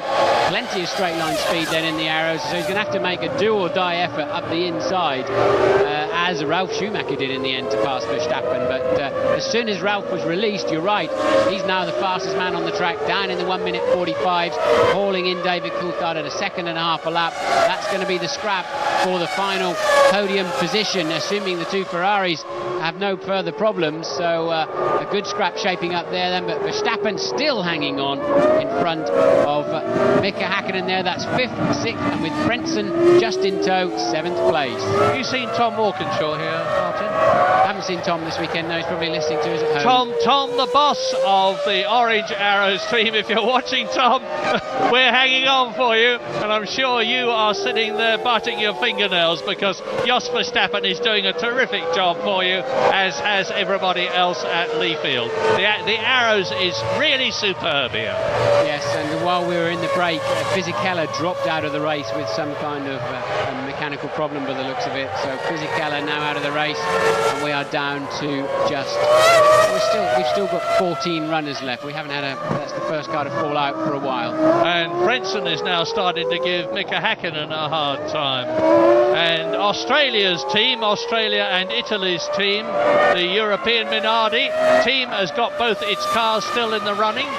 Marquez is 14th out of 14 and Alonso is 13th out of 14, but they're both doing terrifically well to stay in this race as they have done. And now Ralf Schumacher is again doing a fastest lap of this part of the race. There's still about 4 seconds off the fastest lap of Michael Schumacher, which was on lap 3 in the Ferrari when conditions were very good indeed. But now Mika Häkkinen has got Frentzen behind him and Verstappen in front of him as they come out of the final turn, down the Kuala Lumpur straight into turn 1. And look at the Arrows, it's not losing anything to the Ferrari, to the McLaren. Not at all, is it? And it's Häkkinen now coming under pressure. Ralf Schumacher just on a massively fast lap, 1:43.6, still hauling David Coulthard in, and also Barrichello beginning to close that gap down, but it's still a full 24 seconds that he's behind teammate Michael Schumacher. Well, last year the order was Michael Schumacher the winner, David Coulthard in second place, Rubens Barrichello in third position. Those three drivers are up there in the first 3 positions on the podium this year in a different order, because Barrichello is second and not third, and Coulthard is third and not second. But it was Mika Häkkinen who was in 4th position last year, and now we look for the first time for some time at one of the Ferraris. It's that of Rubens Barrichello, soldiering on very quickly, but 24 seconds behind Michael Schumacher, who has got this race by the throat. Rubens, third in Australia. And the Ross Brawn team have produced a magnificent motor car. We've been used to Michael Schumacher trying to lead Ferrari back to victory as Giancarlo Fisichella walks in. not a good race for him, and of course he was well out of the order in Australia too. It's a hard season for him, and they're all closing up now on Luciano Berti, who is in 10th position in the Arrows. He moves over, he lets Verstappen through, he lets Häkkinen through, and he will let Heinz-Harald Frenz. Berti in the Jaguar. Remember, Fisichella started at the back of the field. We're watching him walk back in after he confused himself on the start line and parked on the wrong side of the racetrack, and they had to abort the first start of the afternoon because Fisichella was asleep. Well, you're not seeing much of Michael Schumacher because he's out on his own, 24 seconds. But the man to watch at the moment, as I keep on saying, is Ralf Schumacher. He's on another fastest lap. He's got the gap between himself and third place David Coulthard down to 5 seconds now as we watch this terrific tussle between Holland's Verstappen, Finland's Häkkinen and Germany's Heinz-Harald Frentzen. 2 Germans in the top 7, 1 Brazilian, 1 Scotsman, 1 Dutchman. Now this is Tasso Marquez. He's down in 14th position, and coming up behind him is the Prost. Both the Prosts are left in the race. Mazzacani from Argentina is in 12th position. John Alesi is in 9th position. There is Rubens Barrichello, who has lapped this battle between Mazzacani in the blue Prost and Tasso Marquez in the black European Minardi. Marquez who is pulling away. So Ralf Schumacher then, he's on another hot lap. He's going to have the gap down to 2 point something seconds, I would imagine. 2.3 it is, and another new fastest lap of the race for himself. That is Ralf Schumacher, now just 2.3. He'll be up behind Coulthard before the end of the lap that they're on at the moment, but this is still the scrap behind them for 5th, 6th and 7th. Now they're all on slick tyres, on groove tyres, which require the driest part of the track. When you look down from the helicopter, you will have noticed a light grey line on the tarmac all around the circuit, and really they're having to stick to that, because if you move off onto the wetter stuff on these groove tyres, the grip will diminish. You'll get wheel spin, you get enormous deceleration when you take your foot off the accelerator in these cars, and you very easily spin out of contention. And it's probably that, as much as anything else, that's making it so difficult for Mika Häkkinen to do anything about Jos Verstappen in front of him. Now where is Ralf Schumacher? He is so hooked up. He's over 3 seconds faster than anybody else, including his brother Michael now. This stage of the race, with the track just now slightly damp, it's Ralf Schumacher that is absolutely on the move, and he's been homing in. Last time round 2.8 seconds quicker than third place man Coulthard, and there's still line astern then 5, 6 and 7. Now the interesting thing about that is that Ralf Schumacher is on the Michelin tyres. Michael Schumacher and Barrichello and Coulthard are on the Bridgestone. So the first 3 are on Bridgestones, the 4th, but fastest, is on Michelin. I can tell you why, because Ralf Schumacher, I believe, looking out of the pit, and he's through. Sorry, he's through in 13. And Verstappen doesn't give in. He tries to go through on the inside. He's trying again. Jos Verstappen is a fighter every inch of the way. Mika Häkkinen got past him. Jos Verstappen has refused to give way and refuses still to give way. Runs wide. And Frentzen goes through on the inside. He's going to take both of them. No, he isn't. He takes Häkkinen. Häkkinen, far from gaining a place, has lost one. And Frentzen now is going to have a go at Jos Verstappen. Wow. Yes, Häkkinen then so deep into 13 and 14, clearly lost momentum on the exit. Jos said, right, I'm going to have another go at you, and stuck with it. And this is Ralf Schumacher. That's why he was so fast. He was low on fuel, but still extremely quick laps there from Ralf. But that'll take the pressure off of Coulthard, but he's still a half a minute behind the Ferraris up front. And Verstappen then hanging on to 5th place. Great drive from him today. Yeah, the incredible Jos Verstappen has seen Mika Häkkinen off. Now, is he going to do the same to Frentzen? But look at the gap that's extended between him and the yellow Jordan. The battle for 5th, 6th and 7th position continues to rage. I think Verstappen's right rear gave Häkkinen's left front a bit of a slap as he just lost the back slightly under braking for that turn 15, but I don't imagine either car will have any damage. James Allen. Yeah, while all that was going on, Martin, Ralf Schumacher, the reason he was flying beforehand, he dived into the pits. He had pitted on lap 17. They rolled the dice on a two-stopper and it's not worked for them today. He's slipped down to 7th place now, but the reason he's been able to make such good progress, apart from the fact that Michelin's are working well here on this warm surface, is his straight-line speed advantage for the BMW engine. 9 kilometres an hour faster than either Ferrari or McLaren. Pretty awesome. Yeah, and talking about championships, we now can start to do, because we're on lap 40 out of 55, as Mika Häkkinen has a look at Heinz-Harald Frentzen.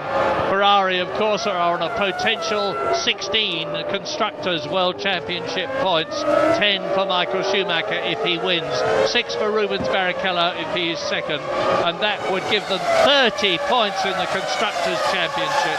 McLaren are on a potential 5 points. Here we go again with the replay then in turn 15, and yes, Jos just getting the back, stepping out as he was downshifting very, very late on the brakes, obviously to try and keep up the inside, and well, Frentzen there really almost having a chance to jump the pair of them at the same time, but didn't quite have the commitment to make it up the inside of Verstappen as well.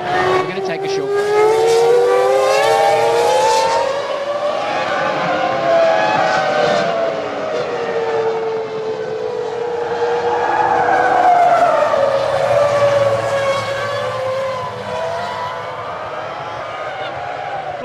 Out of the pits comes Jarno Trulli from 8th position. He was some 72 seconds ahead of Jean Alesi, so he won't have lost his place. And Jos Verstappen has not lost his place either on lap 41, because he's still in 4th place, and Heinz-Harald Frentzen can do nothing about it any more than Mika Häkkinen could. In fact, Mika Häkkinen in 6th position is dropping back, if anything. Frentzen seems to be pulling away from him just a little bit. The actual gap in terms of time is only about a second or so. It looks much more. And Häkkinen here must have heard me, because he closes right up on Heinz-Harald Frentzen now on lap 41, and still Jos Verstappen with a clear track in front of him and able to choose his ideal line, makes the most of it as he turns into turn 15 again, and Häkkinen flies off the circuit into the pit lane to make another stop, and that is going to delay him about 25 seconds at least, and it looks to me as though it's destroyed his possibility of finishing in the points. So this, of course, will be the final stop of the afternoon for Mika Häkkinen. How much fuel does Coulthard have in this system, McLaren? And we're not expecting, certainly, Michael Schumacher to pit again, the lead Ferrari at the moment. So maybe Ralf Schumacher pitting hasn't put him out of contention. Maybe everybody else is going to come in for what will be a relatively short stop to complete the last 15 laps of this race. Well, Michael Schumacher won the first 2 races of last year. He looks as though he's on his way to winning the first 2 races of this year.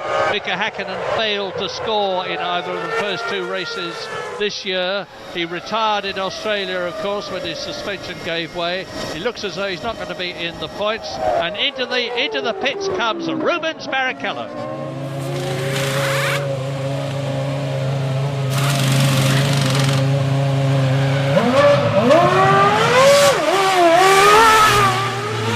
As Rubens Barrichello on lap 42 out of 55 sprints out of the pit lane after his final 3rd pit stop. The question is Mika Häkkinen, who has similarly been in for a tyre change, going to be in the points at the end of this race? It doesn't look like it at the moment.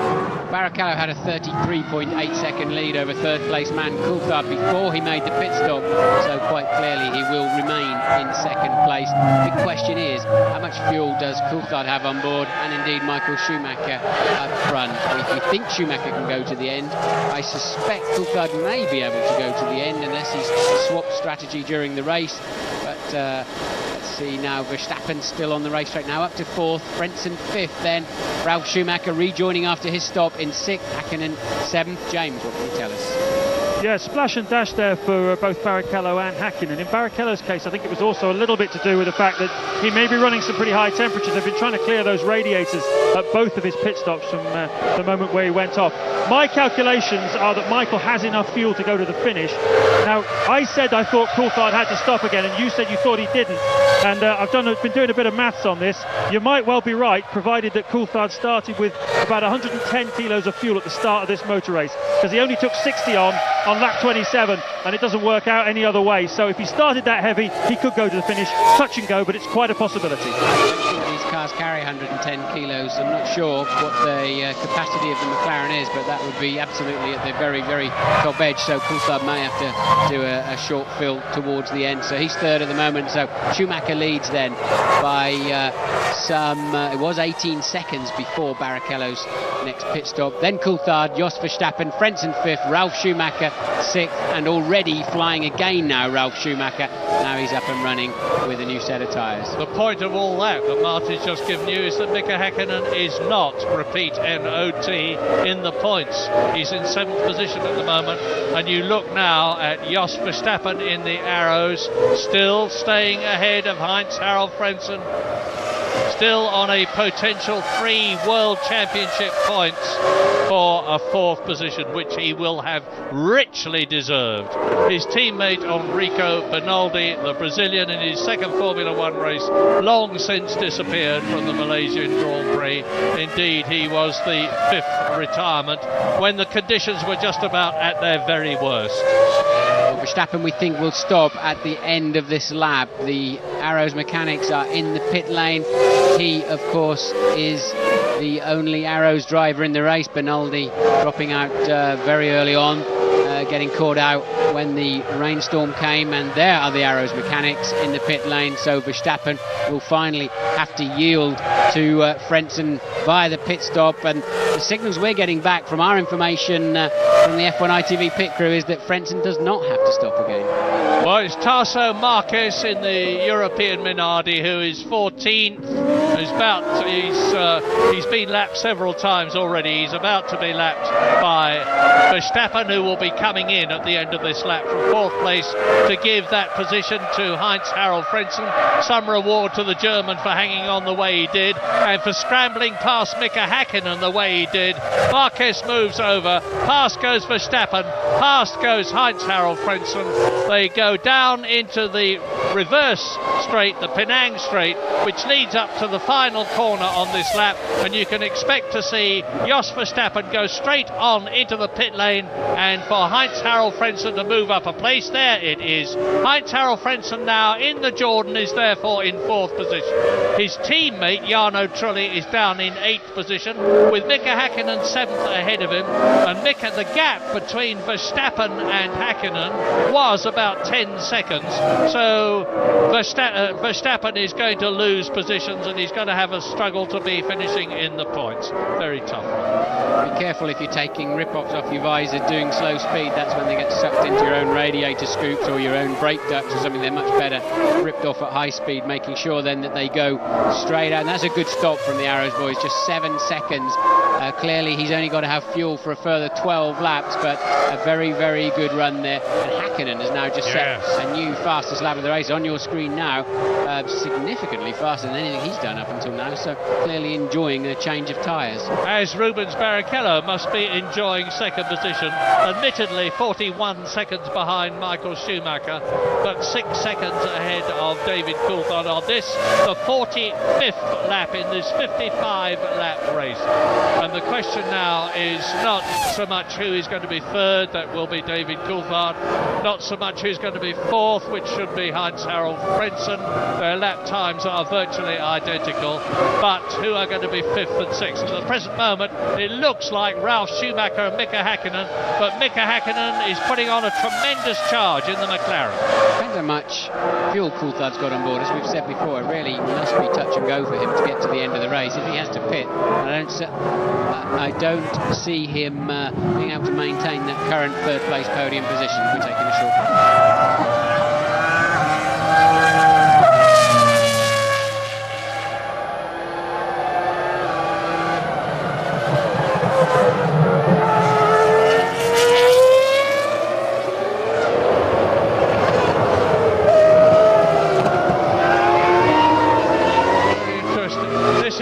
very interesting on lap 45 as over the line goes Mika Häkkinen, who is in the points. So at the present moment, the 1998 and 99 world champion for McLaren Mercedes, Mika Häkkinen, looks as though he's going to score a world championship point.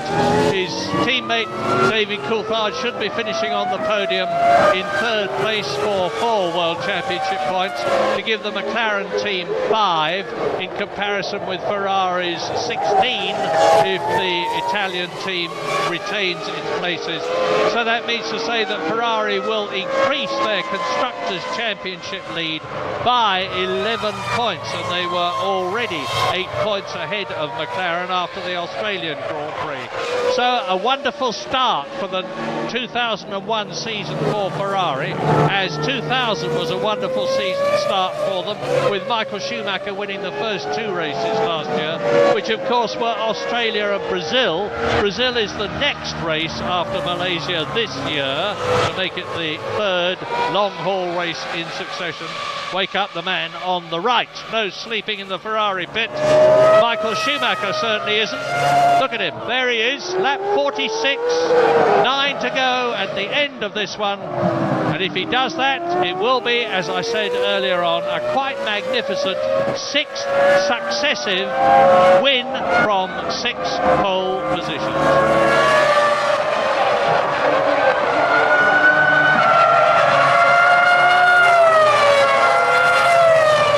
Schumacher still cruising really at the front. He's got such a big lead. Häkkinen now popping in massively fast. Another new fastest lap of the race for Mika Häkkinen on a 1:41.4. Lap 46 out of 55, which was originally intended to be a 56th lap race and was shortened by 1 lap after the problems with the first start. And it looks at the present moment as though Ferrari are going to finish first and second to give Michael Schumacher his 6th successive victory. And if they do, it will increase their already substantial lead over McLaren in the Constructors' Championship by 11 points. It will give Michael Schumacher 20 World Championship points. David Coulthard will still, I'm just trying to work out in my mind, no, Rubens Barrichello will almost certainly move up to second in the Drivers' Championship. But on lap 47, it's Schumacher leading Barrichello by a massive, you're looking at Barrichello now, by a massive 38 points. And there is the McLaren of David Coulthard, only 4 seconds or so behind Barrichello. His last 2 or 3 laps, Coulthard has clearly found a bit more grip. The track looks like it's virtually dry now, as you can judge by Mika Häkkinen's new fastest lap of 1:41.4.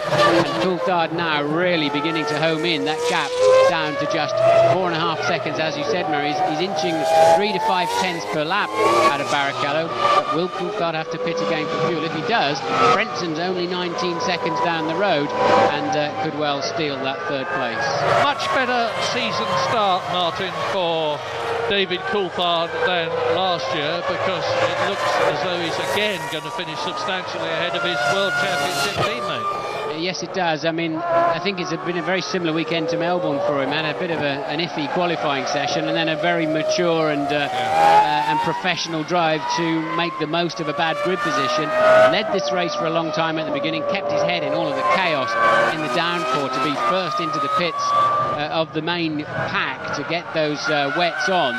So Coulthard then really, as you said, a good solid drive, but he's got to sort that qualifying out.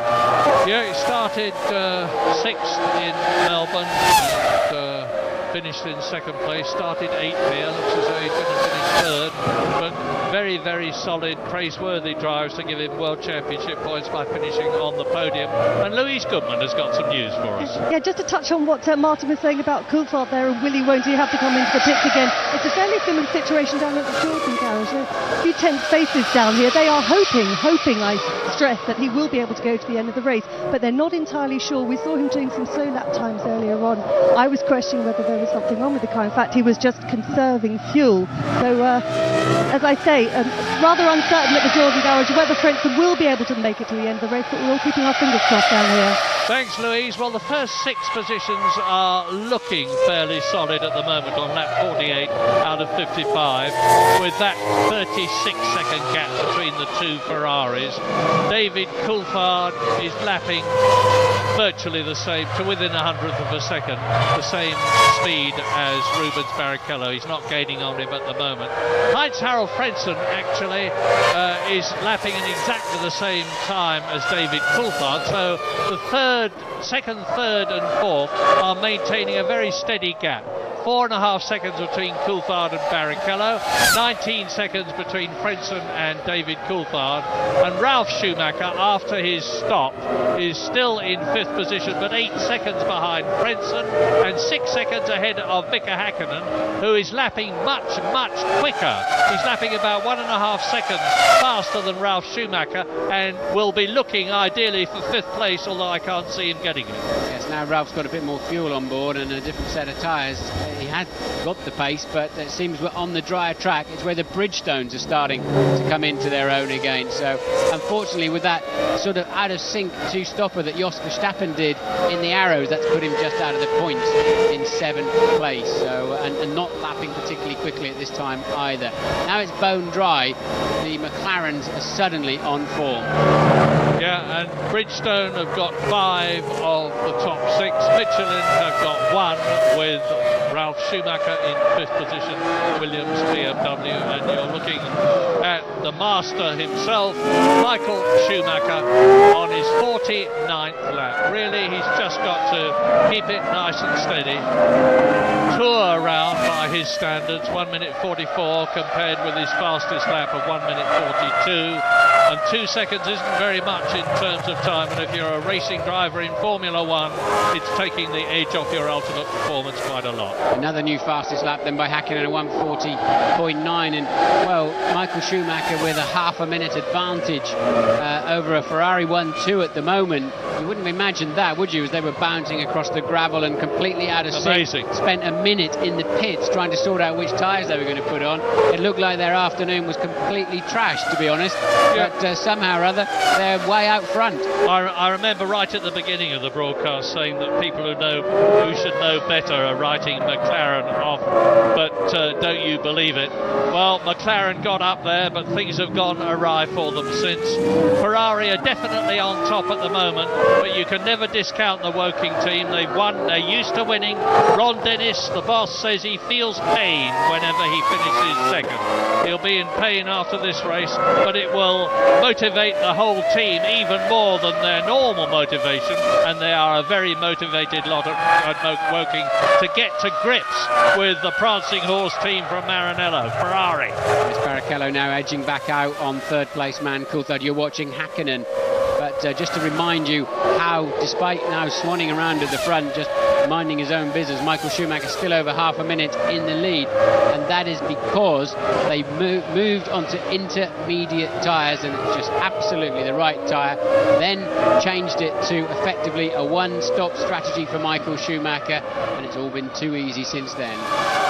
Yep, Mika Häkkinen crosses the line. He's on his 50th lap now. He's just passed the Prost of Jean Alesi, which is in 9th position and has therefore been lapped. There are 7 people on the same lap. They are Schumacher leading, Barrichello 2nd, Coulthard 3rd, Frentzen 4th, Ralf Schumacher 5th, Mika Häkkinen that you are looking at in 6th position, and Jos Verstappen in the Arrows, just out of the points by 1 position, is still on the same lap as Michael Schumacher, albeit 1 minute 32.6 seconds behind, which is very nearly, it's the difference of about 10 seconds between being lapped. but to finish on the same lap as Schumacher here, and today's conditions will be no mean achievement, as you look at Ralf Schumacher, 5th position. And look at Mika Häkkinen then, just 2.4 seconds behind last time over the start-finish line, and already some 1.1 seconds up on this lap, hence the gap you can see before your very eyes. And what a turnaround in a few laps, isn't it? It was just 7-8 laps ago that it was Ralf Schumacher climbing, despite, albeit with less fuel on board at the time, climbing all over the back of that McLaren and just breezing past it down the straight. And now the roles are very much reversed as Häkkinen homes in on a possible 5th place and 2 World Championship points. An awful lot of brake dust coming out of the back of Ralf Schumacher's Williams there. I wonder if he's beginning to suffer with brake problems. BMW power, it says on the back of Ralf Schumacher's Williams. Mercedes-Benz power for the McLaren behind him. The two German Titan engine and car firms battling for this position for 5th place. Now Ralf Schumacher's got an enormous amount of grunt, but Mika Häkkinen has closed up on him all the time. Ralf Schumacher has got to now make his Williams as wide as he legally can on the track. He mustn't weave about to prevent Mika Häkkinen getting past him. He can move about a reasonable amount, but if he does it too much, he'll be shown the blue flag. Well, he's not doing it at all at the present moment. We're on lap 51 now, 4 laps to go at the end of this one. The two Ferraris still way out ahead as Ralf Schumacher in the Williams, Mika Häkkinen in the McLaren close up on a competitor in front of him. I just saw the car, I couldn't identify which one it was, but I think it's Matsakani in the Prost. There it is as they go round the long right-hander at turn 3. And Mika Häkkinen visibly closing up. He's right on the rear wing of Ralf Schumacher now. Ralf turns it through the left, through the right. Yes, this is 13 leading into 14. And I believe Häkkinen has the much better car under braking, so if he can stay anywhere near the gearbox of that BMW Williams, which he is just about managing to do, coming onto the dry line now, and well, he's not really close enough. Look at the black dust pouring out of that Williams under braking, just pouring out of the front wheels, and I'm sure that Ralf has got some kind of brake drama. Maybe the fronts are getting a little bit too hot. You can see them glowing heavily as they go into turn 9, but this is down to turn 1. Bit of heavy oversteer from the Williams there as the back stepped out as Ralf Schumacher straightened it up out of turn 15 and went into the straight. They're on their 52nd lap now. 3 laps to go at the end of this one. The two Ferraris still way out in front. David Coulthard is not making any impression on them from 3rd position. Heinz-Harald Frentzen in the Jordan is still in 4th place. This is the battle on the circuit, and what a battle! And Coulthard is slowing down now, so obviously no sign of the McLaren mechanics in the pit lane. Coulthard now knocking his pace off. He knows he now can't catch Barrichello or Schumacher in front of him, and definitely in a fuel conservation mode. He's got 16 seconds back to Heinz-Harald Frentzen. But Häkkinen then still in 6th place, Ralf Schumacher 5th. Now the one question in my mind is Matsakani going to get in the way of Ralf Schumacher and Mika Häkkinen as they close up on the Argentine driver in the Prost to lap him again? He's been lapped twice already. Now one of Häkkinen's favourite overtaking plays, he's not quite close enough, is into this next turn 13. He's not close enough on this occasion, but he pulled a couple of nice strokes there last year and earlier on today too, but still look, he moves out of the slipstream. He doesn't want to go on that wet patch and cool his tyres down, but he's just losing the toe then. Yeah, so turn 15, last corner of this lap. Interestingly, the Williams have got better traction, hasn't it? Although he's always going to be on the throttle pedal at least a car length ahead when he's in front. But it does appear that the Williams has got better traction than the McLaren. Which is why he may well get the advantage when he comes up to Matsakani out of this slow turn 2, which they overtaken about 50 miles an hour, having closed on it at nearly 190 miles an hour, and it is quite incredible how late they can back off and brake. Now, there's Mazzacani in the frost. He is in 12th position in the blue car. He moves over, Schumacher through, Hakkinen through, battle over between those three. In fact, it wasn't a battle at all. And Ralf Schumacher now on his 53rd lap has got to keep this up for another 2 laps to prevent Mika Hakkinen getting an extra point.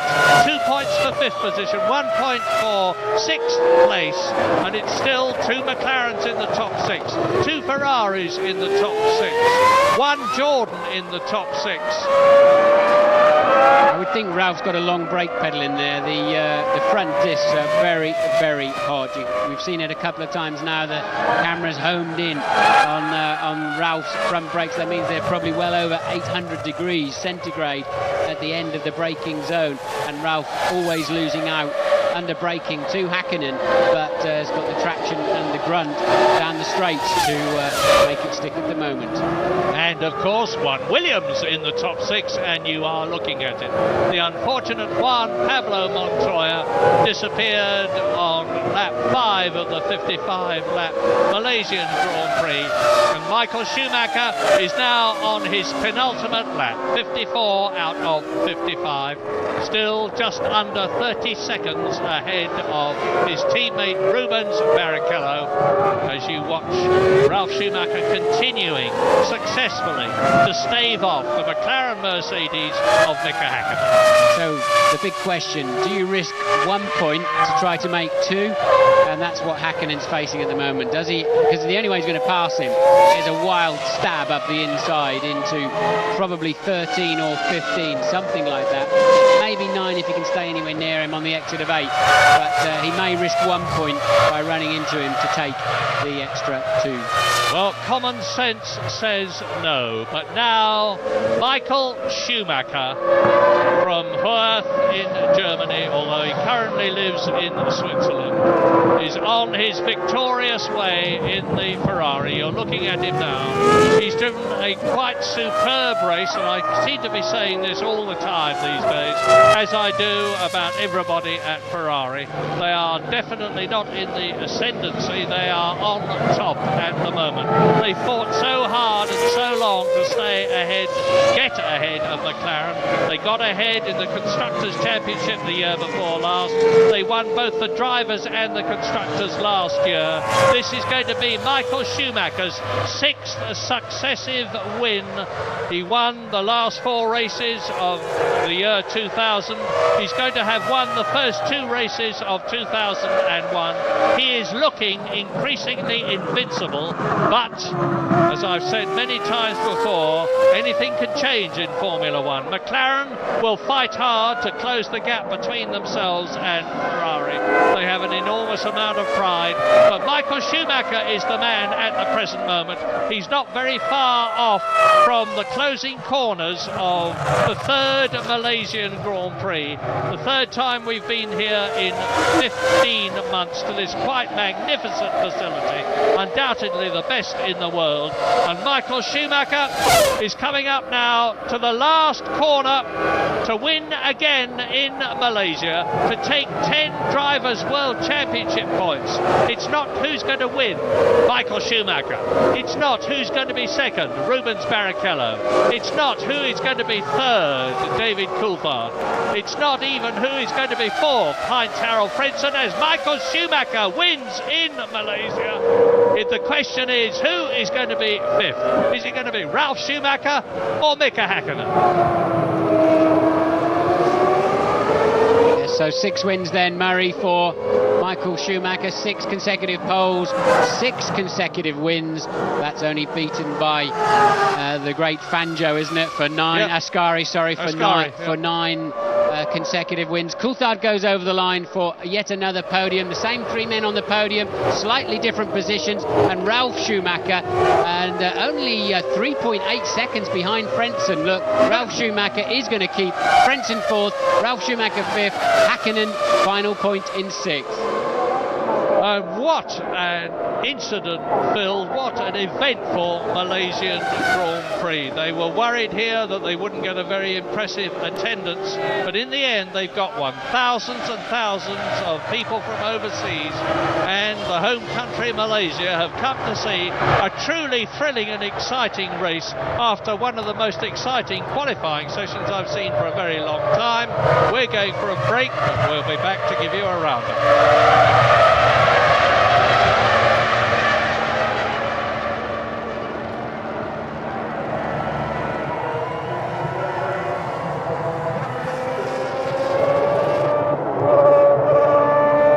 Schumacher will be cool, calm and immaculate as ever when he steps out of the cockpit. He was saying yesterday that in the tremendous heat here he had actually broken out into a sweat, which is very, very unusual for him. He's so superlatively fit. But he won't be.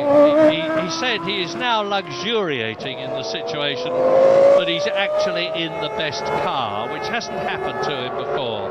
It didn't happen to him when he was at Benetton, world champion in 94 and 95 in an inferior car, with due respect to them in comparison with some of the others. It certainly hasn't happened to him in the past in Ferrari when he first started. It's been Michael Schumacher winning for Ferrari rather than the two of them together. But there's no doubt at all about the fact that now, perhaps temporarily, but certainly now, Michael Schumacher is in the best car. And when you get the best driver in the best car, there can only be one conclusion, provided they finish the race, which in this case they have done. The Malaysian Grand Prix 2001, the third race here, as I said, in 15 months, in front of a packed grandstand. Just look at that. And we wouldn't have thought that was going to happen a couple of days ago. Michael Schumacher beats Rubens Barrichello, his teammate, for a Ferrari 1-2 by 23.6 seconds. David Coulthard 28.5 seconds behind the winner, and Heinz-Harald Frentzen gets 3 points for Jordan. Ralf Schumacher gets 2 points for Williams. Mika Häkkinen joins David Coulthard in the top 6 to make it 5 World Championship points for the McLaren team and 1 for himself. What do you think of it all? Well, what a stunning weekend. Qualifying just sensational, and the race even more interesting.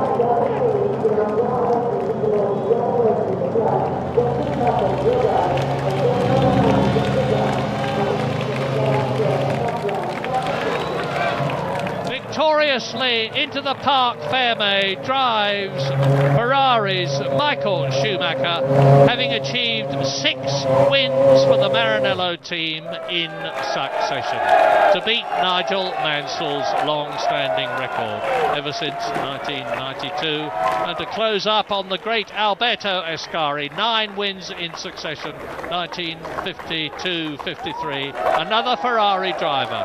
Thumbs up from Rubens Barrichello, who was making pretty optimistic noises about how close he was getting to Michael Schumacher as recently as yesterday, but he actually finished 23 seconds behind him.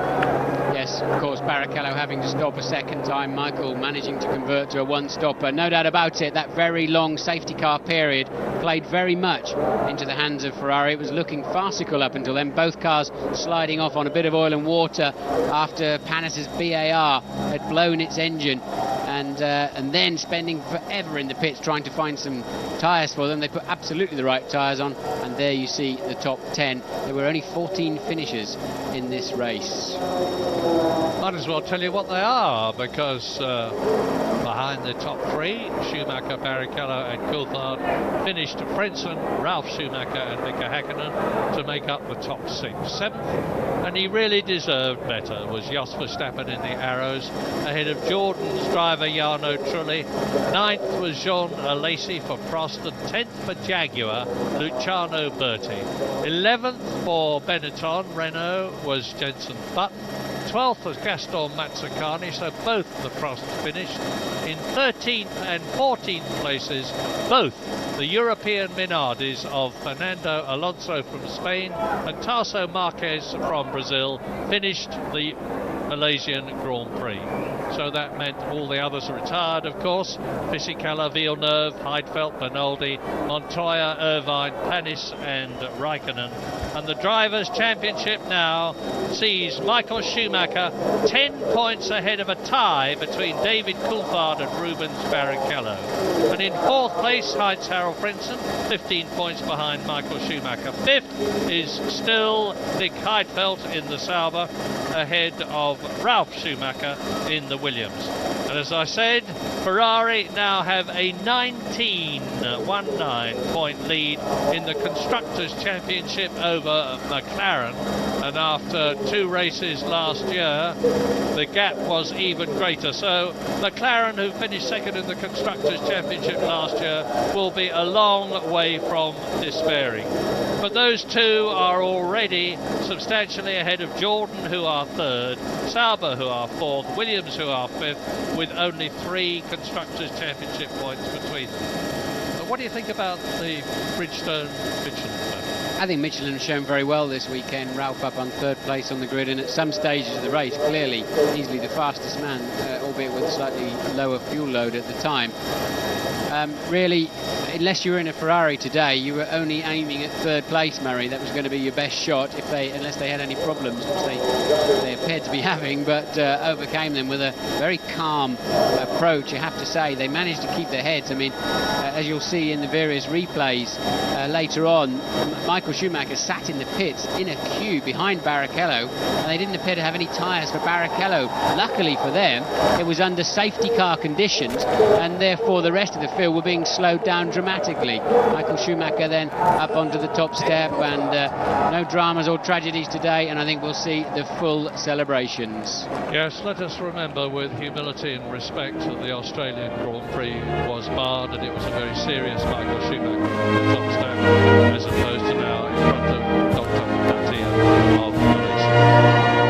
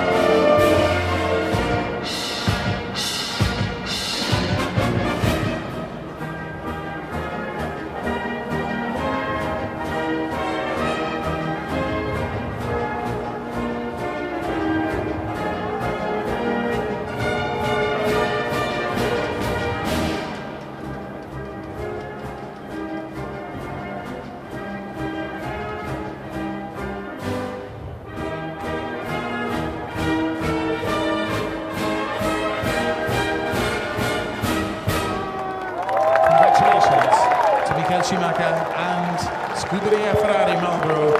The trophies will be presented by the Honourable Datuk Seri Dr. Mahathir bin Mohamad, the Prime Minister of Malaysia. And he presents the trophy now to Michael Schumacher. Representing Scuderia Ferrari Marlboro, their Technical Director Ross Brawn receives the Constructors' Trophy from Dr. Mahathir, who now presents the second place trophy to Rubens Barrichello.